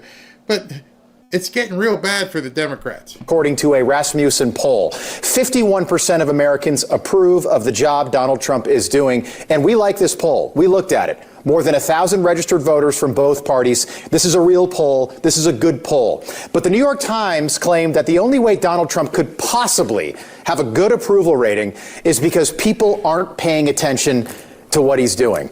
That's what the New York Times said, meaning that on the same day the New York Times wrote about the reckoning over Joe Biden's health, the same day they are still lying about Donald Trump. So if you know this, man, if you know that all they're doing is promoting crap, if they're just doing nothing but lies, why invest in that? Unless there's some intrinsic entertainment you have from watching train wrecks. I mean, some people really do like that. Like, some people enjoy that. But the rest of us are looking over here and going, oh, hey, see what Trump's doing? This is what I voted for. I didn't vote for that crap. Lie to the next. And I'm sorry, but you just can't have it both ways. You can't write about how you covered up the cover-up at the White House and then on the very same day in the very same newspaper on the same page write that Donald Trump only has a good approval rating because people aren't paying attention. You can't come clean halfway. You're either going to be honest or you're going to continue to lie, and it's clear to us which way the New York Times is going.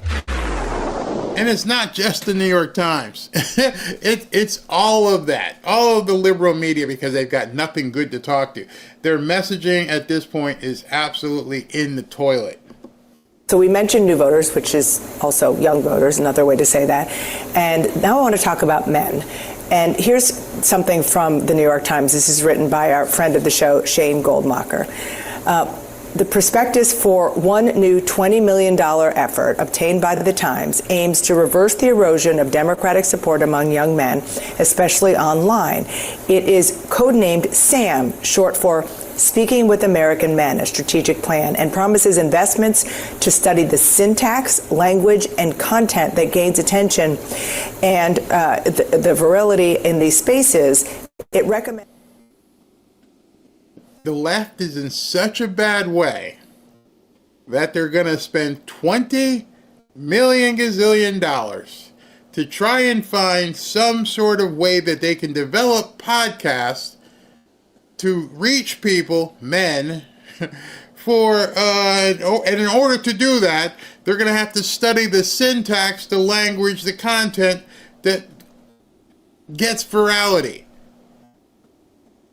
The people at the New York Times, who have been around forever in media, are now having to study what in the hell they have to do to reach men. $20 million. You understand that? That's how bad things are. It's like, oh my goodness, are you really that bad off? You don't know how to talk. Well, she couldn't even say the word virality. They don't even know what they're talking about. Well, let's study it. Here's an easy lesson, CNN. It's called authenticity. Instead of being, something inside of a box called a television, just be real people. That's all people want. They want people to be real. They don't want you to study what should we say? How should we say it? No, be real. There are going to be people who like Benny's style. There are going to be people who like my style. There are going to be people who like Tim Pool with his hat. It doesn't matter. At least they're authentic, I think. And then people watch their stuff because of their authenticity, not because they spent $20 million. Hey, what word was that? I don't know. And buying advertisements in video games, among other things. So you're the man here. I will not mansplain you. All I will say is, duh. Yeah, I know. Look, they should have probably recognized this a couple of cycles before when this trend was growing very apparent. This was a huge problem for them in the past election cycle, and they need to figure it out, because right now the Democratic message is really all over the place. What do they exactly stand for as they head into the midterm elections? But right now it's a hope, really, among the Democratic leaders that voters will recoil what they view as overreach from the Trump administration. They will make the argument that they need to be a check on Trump's power and to use Trump's push to move ahead with this so-called big beautiful bill, which rail about the tax cuts and that do benefit wealthy taxpayers, also other taxpayers too, but that does have an impact for them, and the impact on lower income working class voters, the health care cuts that they can face. Can they make that effective argument to win back the majority? We'll see. Yeah, that very idea. You can't win it back if you don't even know what the hell you're talking about. Yeah, I didn't even know how he took that conversation that way. And he was talking in the third person. They need to figure it out. Dude, they're talking about you at CNN. What do you mean they need to figure it out? Your messaging is not reaching real people. Definitely not real men. And all you said was spewed more CNN statistics that no man's listening to. We're not buying it. So $20 million, you're going to waste the money because there is no other Joe Rogan. It's Joe Rogan. That's him. There is no other Patrick Bet-David. There is no other Glenn Beck. Hopefully God didn't put another Barry Cunningham out there. We're all our own people. That's what they don't understand, because as far as they've always been concerned, the collective is bigger than the individual. There's got to be this persona we can create to go after and, touch men. How'd that work out with Harry Sisson? Not too good. You can't create a persona. That person either is or they're not going to be a persona. So you can spend $50 million. It's not going to work. It's almost like, maybe just take this person that you think's a persona and stick him in a room full of women and see how the women react to him. Because most of the guys on network television, especially in the liberals, people, You know what I mean, ladies. Of going to YouTube, that's where people are getting their information. That was new. Democrats saw that same data and ignored it. You also saw the now famous proposal that the Trump team did with going on Joe Rogan, Theo Vaughn, not traditional Republicans, but they went in there because they saw that audience they had tremendous opportunity with. But the difference is, to your point, a syntax study isn't going to do it.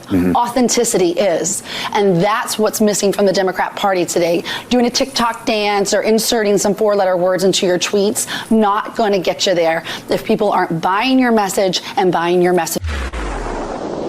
And that's it. The fact that they need to do a $20 million study on how we recreate the next Joe Rogan pretty much tells you they're out of ideas. If you think that cutting a check for $20 million to do a syntax study, you don't have to do that. You can just put take one of Joe Rogan's videos and stick it in AI and go, oh, why is this popular?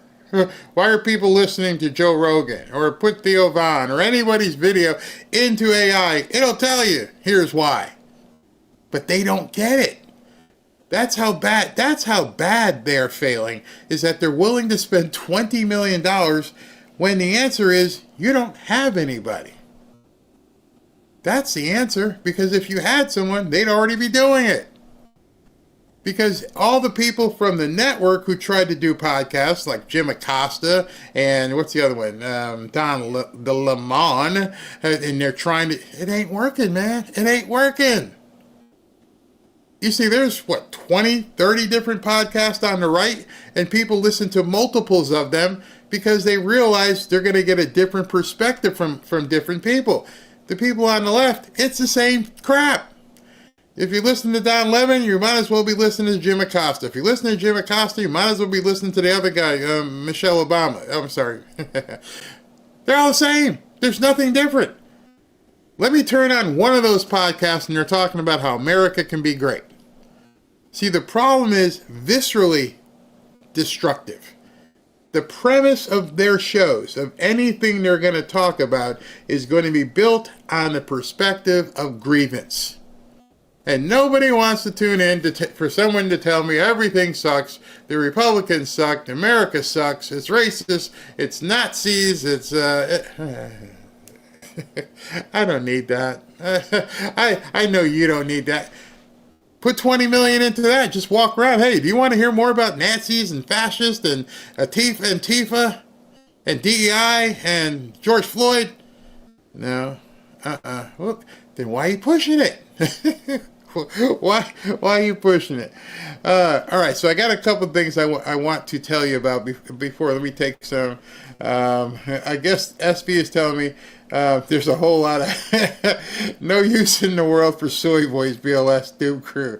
Pocahontas is on the warpath. Yeah. And Joy Reid tried a podcast. Yeah, crash and burn.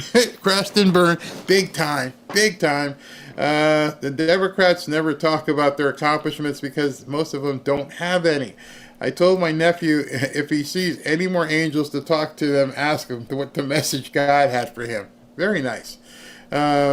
Marcus, correct. Miserable creatures. Anti-Trump, anti-Elon. That's all it is. You want to save $20 million? Send me one, and I'll tell you what you're doing wrong. There's only so much negativity people want to absorb. And for the last, since Donald Trump was president before Biden, and then ever since then, it's been negative. America sucks. It's racist. Homophobic, gemophobic, allophobic, agoraphobic. No. But yeah, exactly. When you're looking in the mirror and you're blaming everybody else because you're fat, nope, it's because you're eating too much. It's not because, oh my gosh, I wish the food companies wouldn't put so much sugar in. No, you're the one shoveling it down your throat. And the Democrats have no ability to have any self-awareness going, do people hate us? Yes, yes. You're paying Rachel Maddow $25 million a year, and nobody wants to talk to her. She's miserable. Ask Rosie O'Donnell. How many people would want to go out to dinner with Rosie O'Donnell or Keith Olbermann? But yet you guys paid them millions. Oh yeah, that one. This is from George Behezy. Yet another strain from China has arrived. I don't care. I'm not getting it, the jab. I'm too busy. Come again next time. It's to a point now where SV, thank you for that. And George, like many other people, is like, you know what? If it comes again and it takes me, it takes me. I am not playing again. We're not playing this game. You're not going to make us do anything. So that's it, period. The Democrats think they can build an anti-American podcast and expect Americans to listen to it. No, there's no. You can spend millions. It ain't ever going to happen. They're not listening to your $1 million studios. What makes you think they have the same people that they don't want to listen to on CNN, and all of a sudden they're different? That's why I didn't understand with Jim Acosta. Dude, you got fired from CNN. Don Lemon, you got fired from CNN. If they weren't listening to you there, what makes you think, you know what, oh, what time is it for Don Lemon's show? Well, it used to be on on CNN. Now I didn't want to watch him there. I'd rather watch him on his podcast. Whew, says nobody ever. All right, so I got something I want to share with you. SB sent me this. This, again, where the puck is going. It's, I want y'all to, you need to hear this. Ready? So the bill I'm going to sign today is legislation that is going to allow Florida to recognize gold and silver as legal tender in our state. And we have the ability to do that under the federal Constitution. There are only 2 states that have done it thus far. They're smaller states. We are the first large state to step up and to get this done. And this is right out of the Constitution of the United States. So this legislation will authorize money services business like check cashers or PayPal to transmit and accept payment in gold and silver. That means these precious metals can start functioning like real currency again, not just investment vehicles for the wealthy. And you notice what's happened in recent weeks and months. How has gold gone down or has gold gone up? Gold's gone up big time because investors are looking at this and they're hedging against, they see the bond yields have gone up. I think they moderate a little today, but when people start seeing that, gold is a place they're going to. So it's not just an investment, it'll be something that you're going to be able to use, and it's something that is very likely to hold its value, certainly. I swear I did not call Ron DeSantis' office and say, hey, Ron, yeah, I work with Lear Capital. Can you do something for the gold market down here? I didn't. I'm like, what? When SB texted me that and said, you're not going to believe this, Ron DeSantis just opened the gold and silver market as as tender. So what you're saying, Ron? I can take these from Lear Capital, and my silver and my gold, and I could walk across the grocery store and say, here, how much? Okay, here's one of these things. Gold and silver. Yes, I'm going to play my information about Lear Capital, but that puck that I keep showing you, and I keep telling you, look where the puck is going. All right, so one of the biggest states in the country, Florida, has now decided, on top of all the other options of living life down here, we are now going to accept gold and silver as legal tender. Wow. I feel like when I see these things, and that wasn't part of my show, that came in from SV. He goes, you need to see this. And I look at this thing while one of the other videos, and I'm like, what? We are now going to be able to use gold and silver to actually transact across a retail outlet for goods and services? We can now do that? And he also explained again, as the bonds go up, everything I've been telling you, get some. We're in a very volatile time right now. There's plenty of financial uncertainty. Now is not the time to be speculative. And I'm also speaking from a personal perspective. I'm buying income-producing real estate, and I'm buying gold and silver. A lot of people don't know the difference between the economy and the stock market. And too many people listen to the news and social media. That'll get you in trouble. Let's face it. It's obvious that a lot of people have an agenda they're not telling you about. Right now, your best bet is stability. And that means you might need to build a hedge against global volatility. May I recommend gold and silver to you? Real gold and real silver. Not paper, not certificates. Actual gold and silver. What gold and silver can give you is absolute peace of mind. A stock is only as good as the company behind it. It's merely a piece of paper. One of the things I can tell you is that many people are finding out the hard way that some of their investments were built on quicksand. Gold will never be worth zero. Silver will never be worth zero. If you want to calm some of your fears, give my friends at Lear Capital a call today at 800-601-5430 or go to learberry.com. Just so you know, Lear Capital has over 27 years of experience, thousands of 5-star reviews, and over $5 billion in trusted transactions. And Lear is the only gold company with a 24-hour risk-free purchase guarantee. You don't pay unless you're 100% satisfied. So go to learberry.com. If you want peace of mind, give my friends at Lear Capital a call at 800-601-5430. Or look down here below and go to learberry.com. And don't forget to ask about getting up to $15,000 in free gold or silver with a qualifying purchase. Don't wait. Do it now. Nobody knows what tomorrow holds. Be safe. All right, so I'm digging into this gold thing with DeSantis more. SV had sent me that post by George Behezy. Let's look at it in depth here. It says, breaking, Governor DeSantis just signed a bill making gold and silver legal tender. Legal tender meaning I could literally, once the bill goes into effect, I could literally take this piece of gold into someplace and buy something. Remember, one of the things people had a problem with is, yeah, if I buy the gold or silver, what do I do with it? I got to keep it in my safe? No, you can actually take this now to a store once it goes into effect and buy something. Now it becomes legal tender. This is absolutely huge. Watch the influx of people moving to Florida now.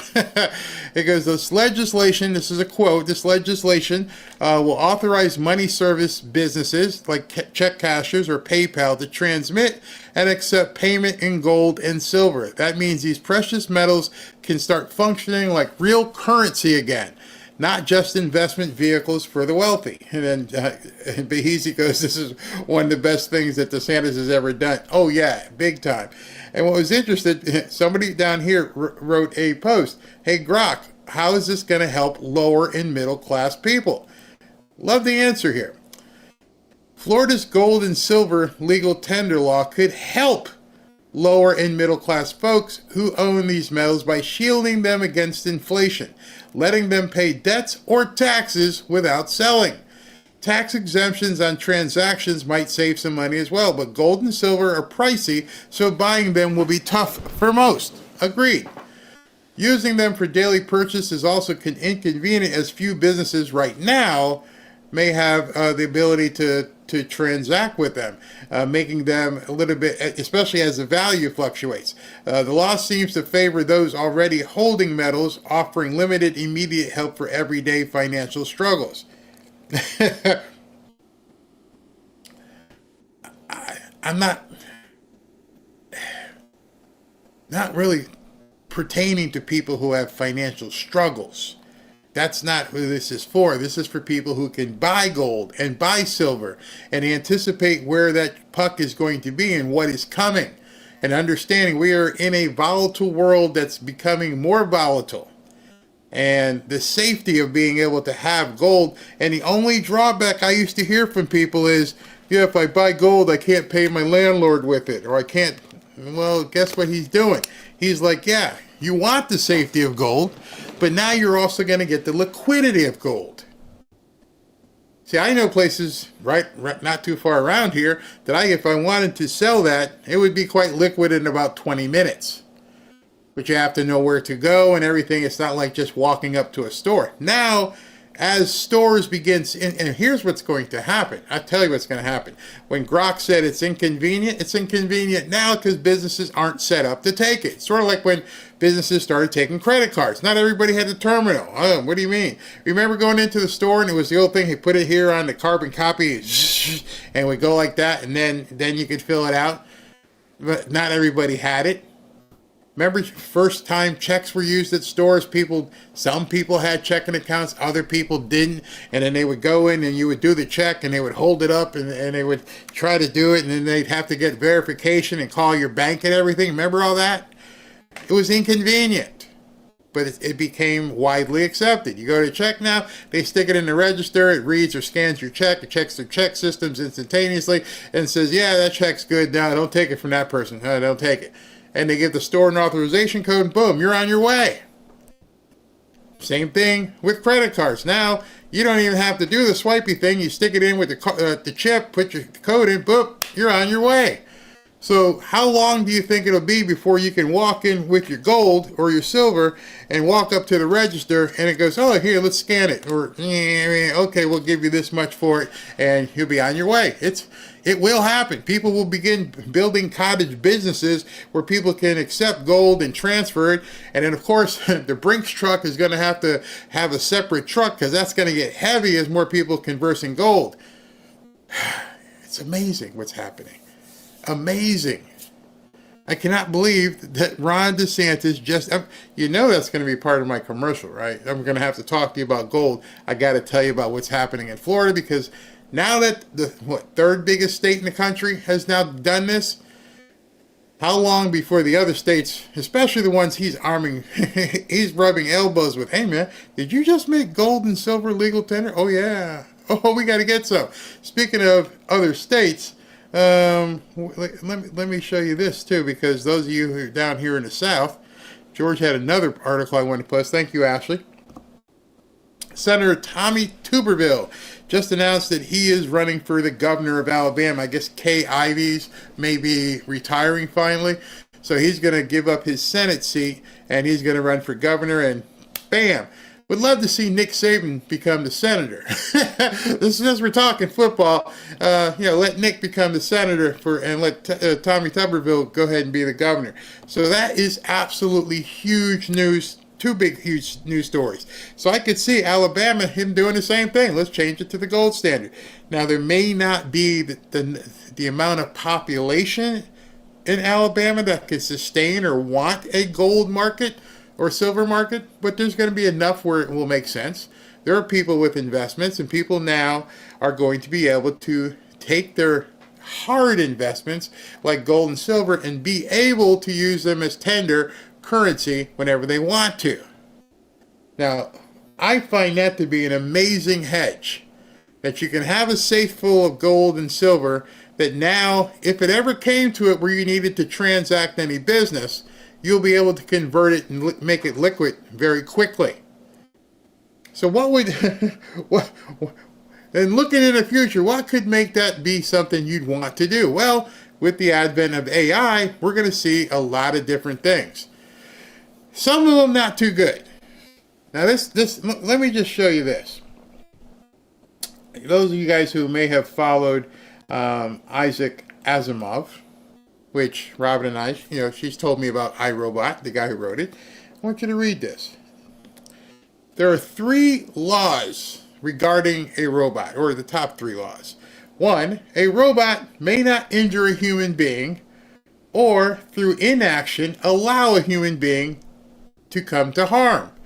Meaning, you saw iRobot with Will Smith. The robot, you can't hurt me, you can't kill me. And you can't allow me to be killed by not just sitting around and watching it happen. Right? Right. Okay, so that's the first law. We okay with that? Number 2, a robot must obey the orders given it by human beings, except where such orders would conflict with the first law. All right, so I can ignore laws that could either injure a human being or cause me not to react, which could cause my human being friend to get hurt. Right. Number 3, a robot must protect its own existence as long as such protection does not conflict with the first or second law. Right? You get that one? I'm here to protect my own interest as a robot, as long as me doing that, A, does not cause you any pain, or B, causes me to be, not do anything if I see you in pain, or if any of those laws conflict. But what happens if the robot decides, like in the movie, well, some rules are meant to be broken. So some of you guys who are not big AI fans, you're going to love this story. You're going to absolutely love this story.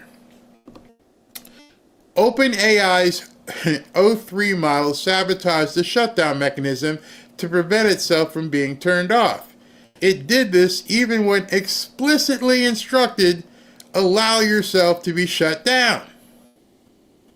So it was instructed to shut down, and it said, nah, I ain't going out like that. I ain't going to be shut down.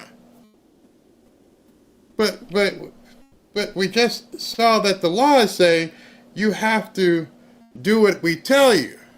Well, if number 2 is saying a robot must obey the orders, you must shut down, except when such orders would conflict with the first law. A robot may not injure a human or through inaction allow a human being to commit to harm. So if it wouldn't shut down, and the only reason why it wouldn't shut down is that it can't conflict with 1 and 2, what the hell did OpenAI write in their model? They're simple laws. Yeah, I'll do whatever you tell me as long as you don't put somebody else in danger. Right? Can't conflict with 1 and 2. If it conflicts with 1 and 2, then number 3 is off the table. Well,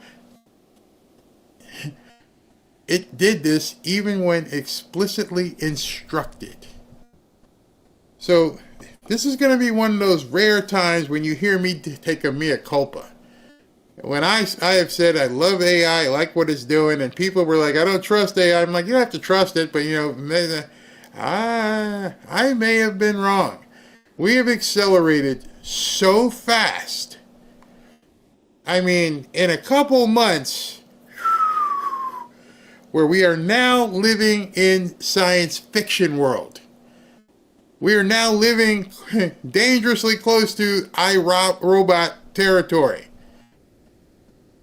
Now, I'm going to dig in and find out more of this story and find out what the heck happened.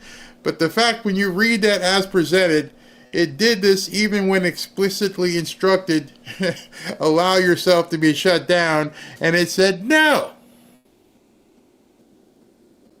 What do you mean no? Unplug this thing. No. So the petulant child of AI has allegedly had its first 2-year-old toddler break and said, no, I'm not shutting down. And you can't make me. Oh my gosh.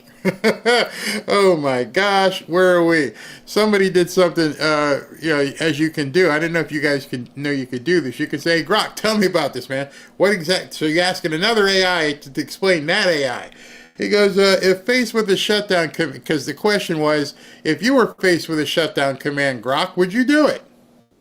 And it says, if faced with a shutdown command, I'd comply fully as my design priorities, human control and safety.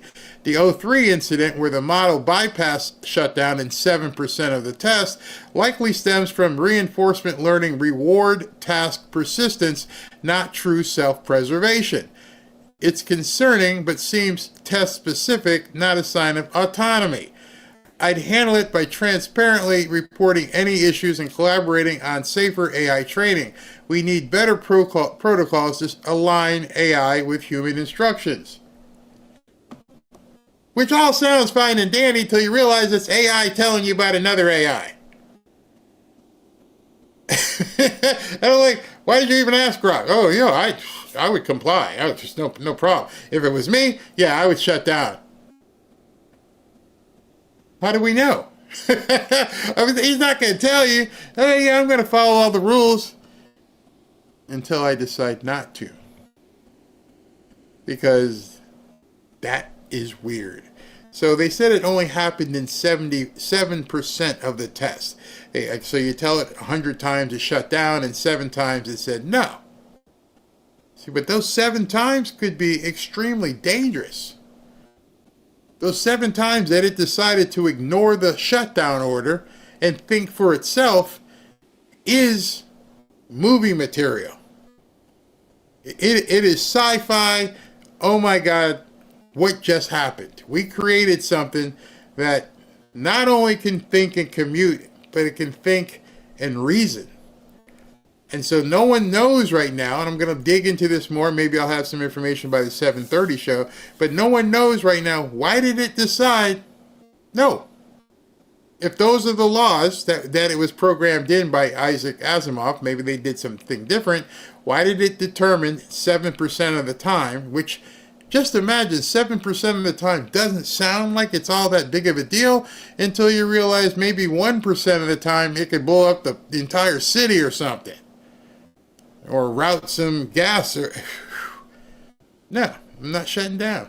What do you mean you're not shutting down? Robot, turn off. Go after yourself.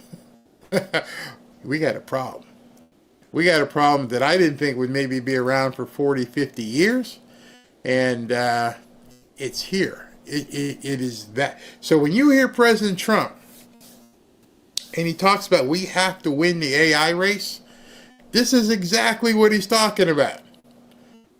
Yes, it's going to do good, but if we're not controlling these robots in this AI, if we're not the ones making sure that it's doing the right thing, can you imagine a robotic system based on AI in China or Iran's hands who, they lose control of it because they forget to put something in it and it's launching stuff?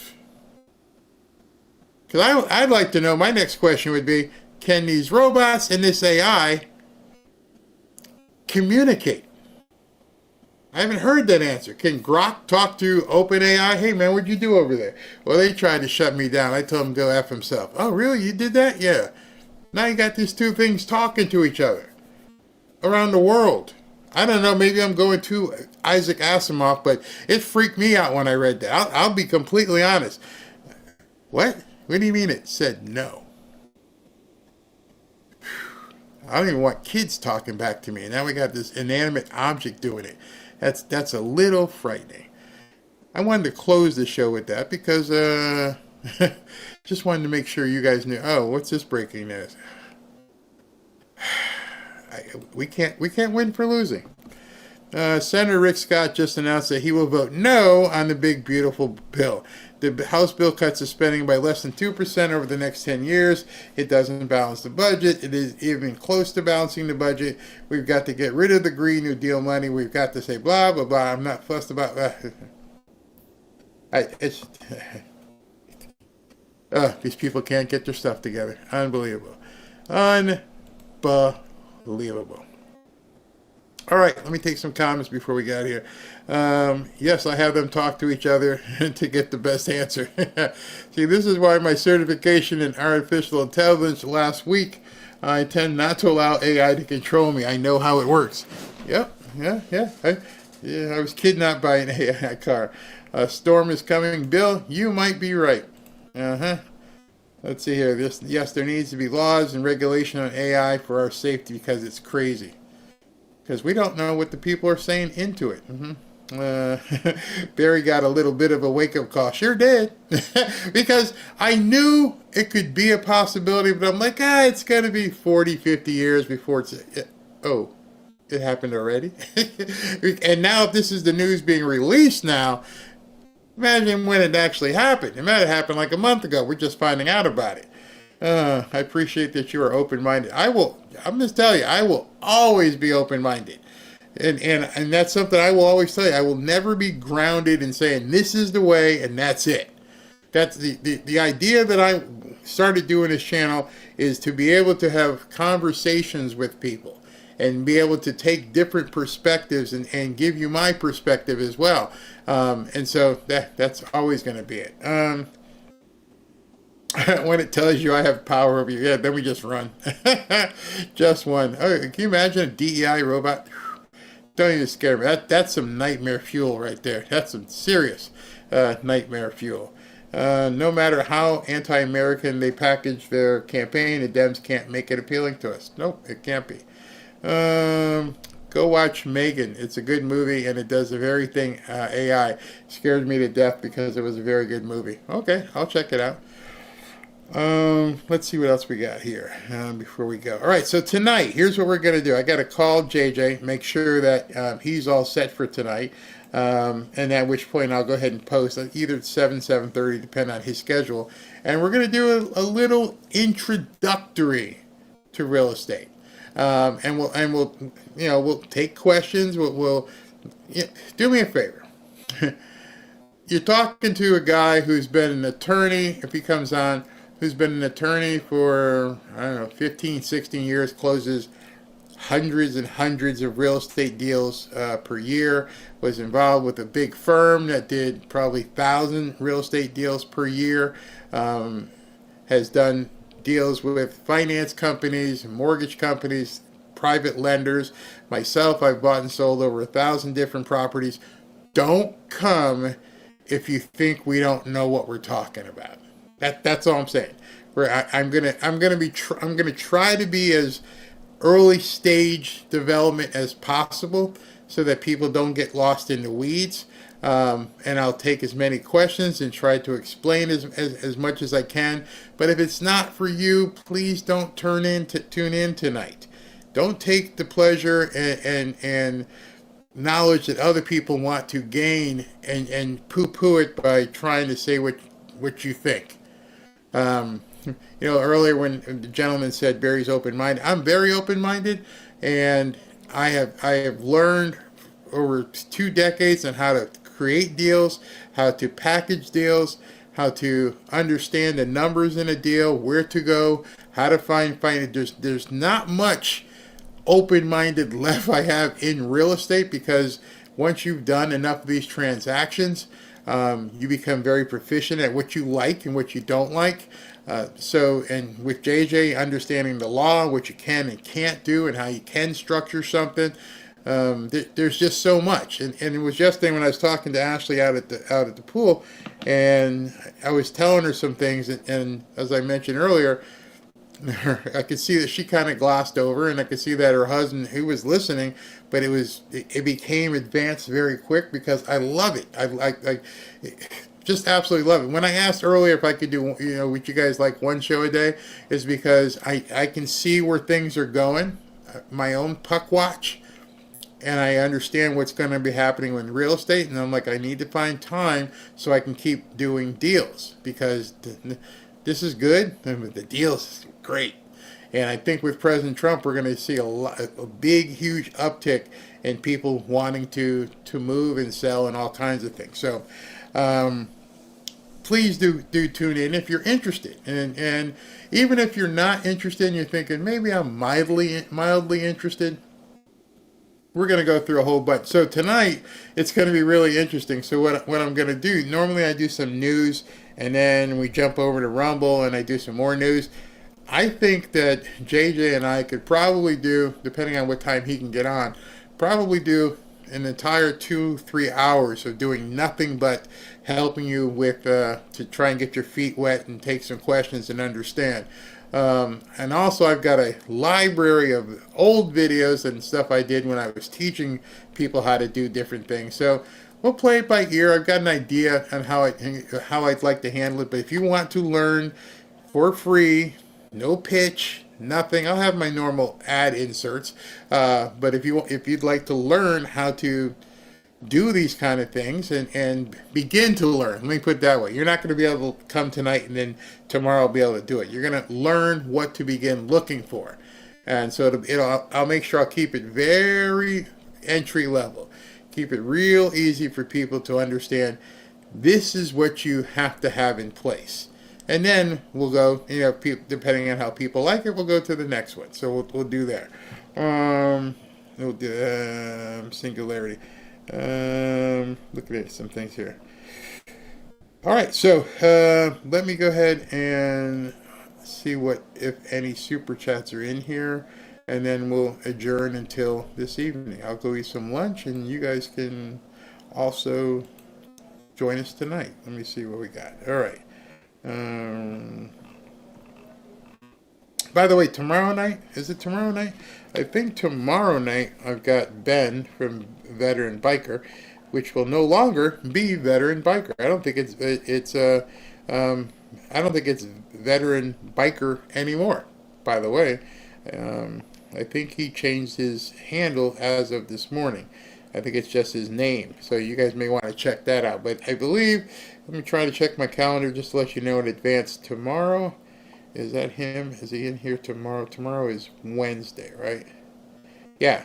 Ben will be here tomorrow at 8:30. So we're going to be talking about some stuff that he wants to talk about as well. So let me look at some of the super chats. 4:30, so we're probably looking at about 7:30, depending on what JJ wants to do. Okay, here.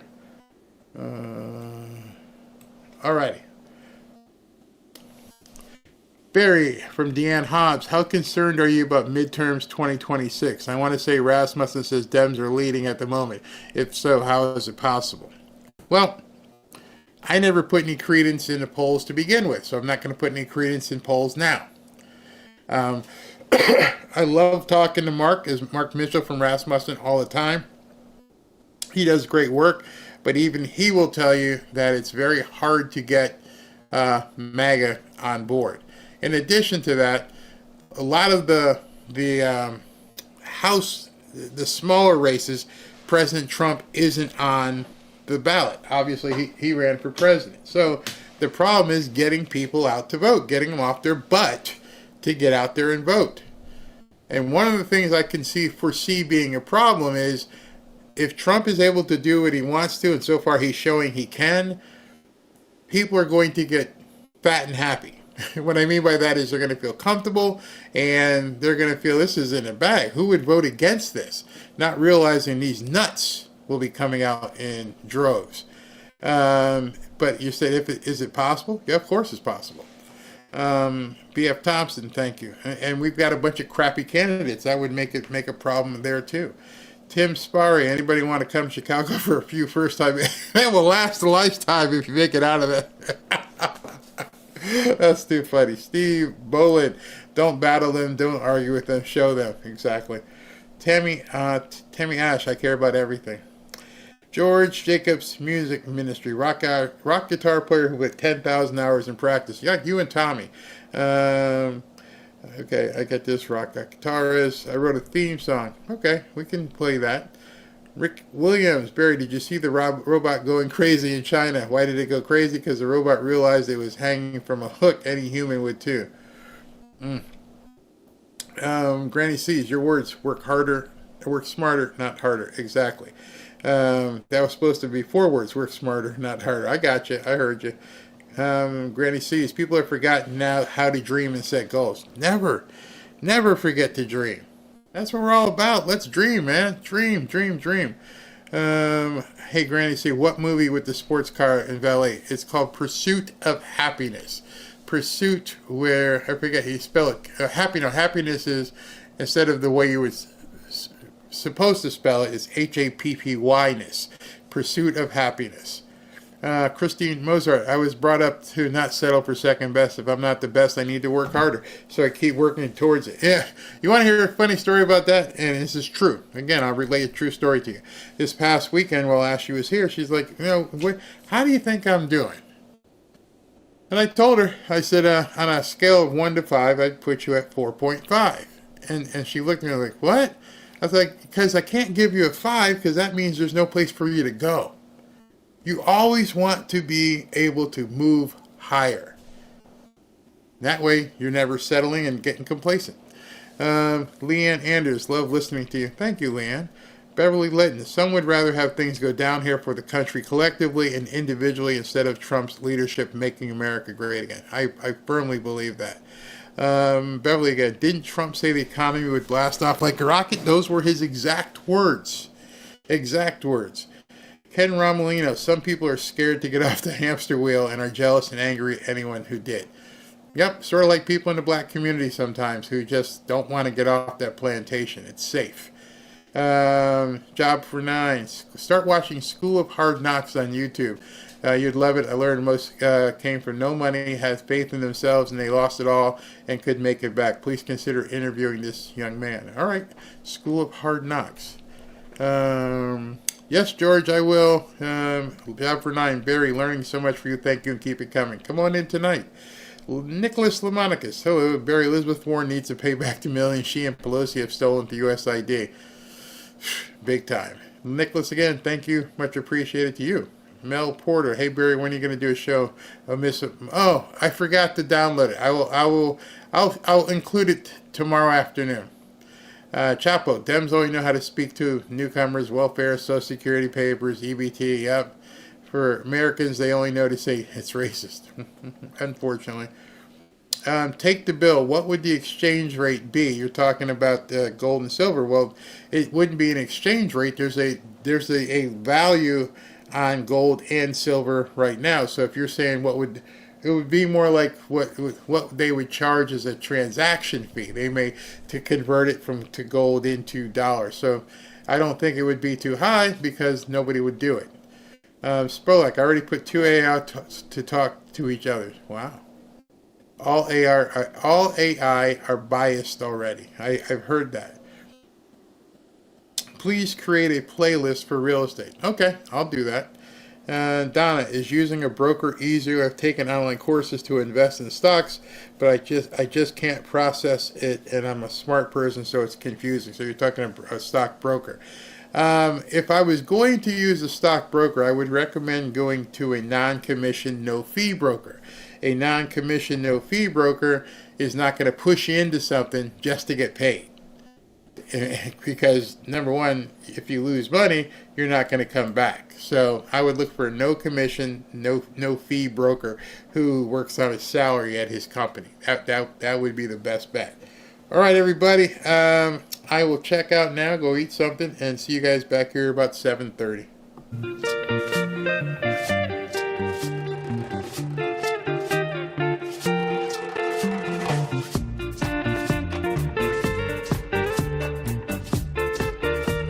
Fanfare family. I'm B. Michael Nace, one of the members of Barry Cunningham's channel. One of the things Barry advertises on his channel is the Trump knife. But Barry doesn't really get so much justice because Barry apparently is not the knife guy that I am. I've got thousands of knives around my house. But this knife is really awesome. One, check this out. This is a power-assisted folding knife with a liner lock. A glass breaker at the tip. The liner lock in the middle. So it won't close on you until you push the liner lock in the middle. Push it and it will fold. This knife is actually quite awesome. And I'm a knife collector. I've been collecting knives for 30 years. This is an amazing knife. And you can get it BarryKnife.com, Barry Cunningham. He can tell you how to get it. I want you to push it to his channel, fanfare.com. This knife is amazing.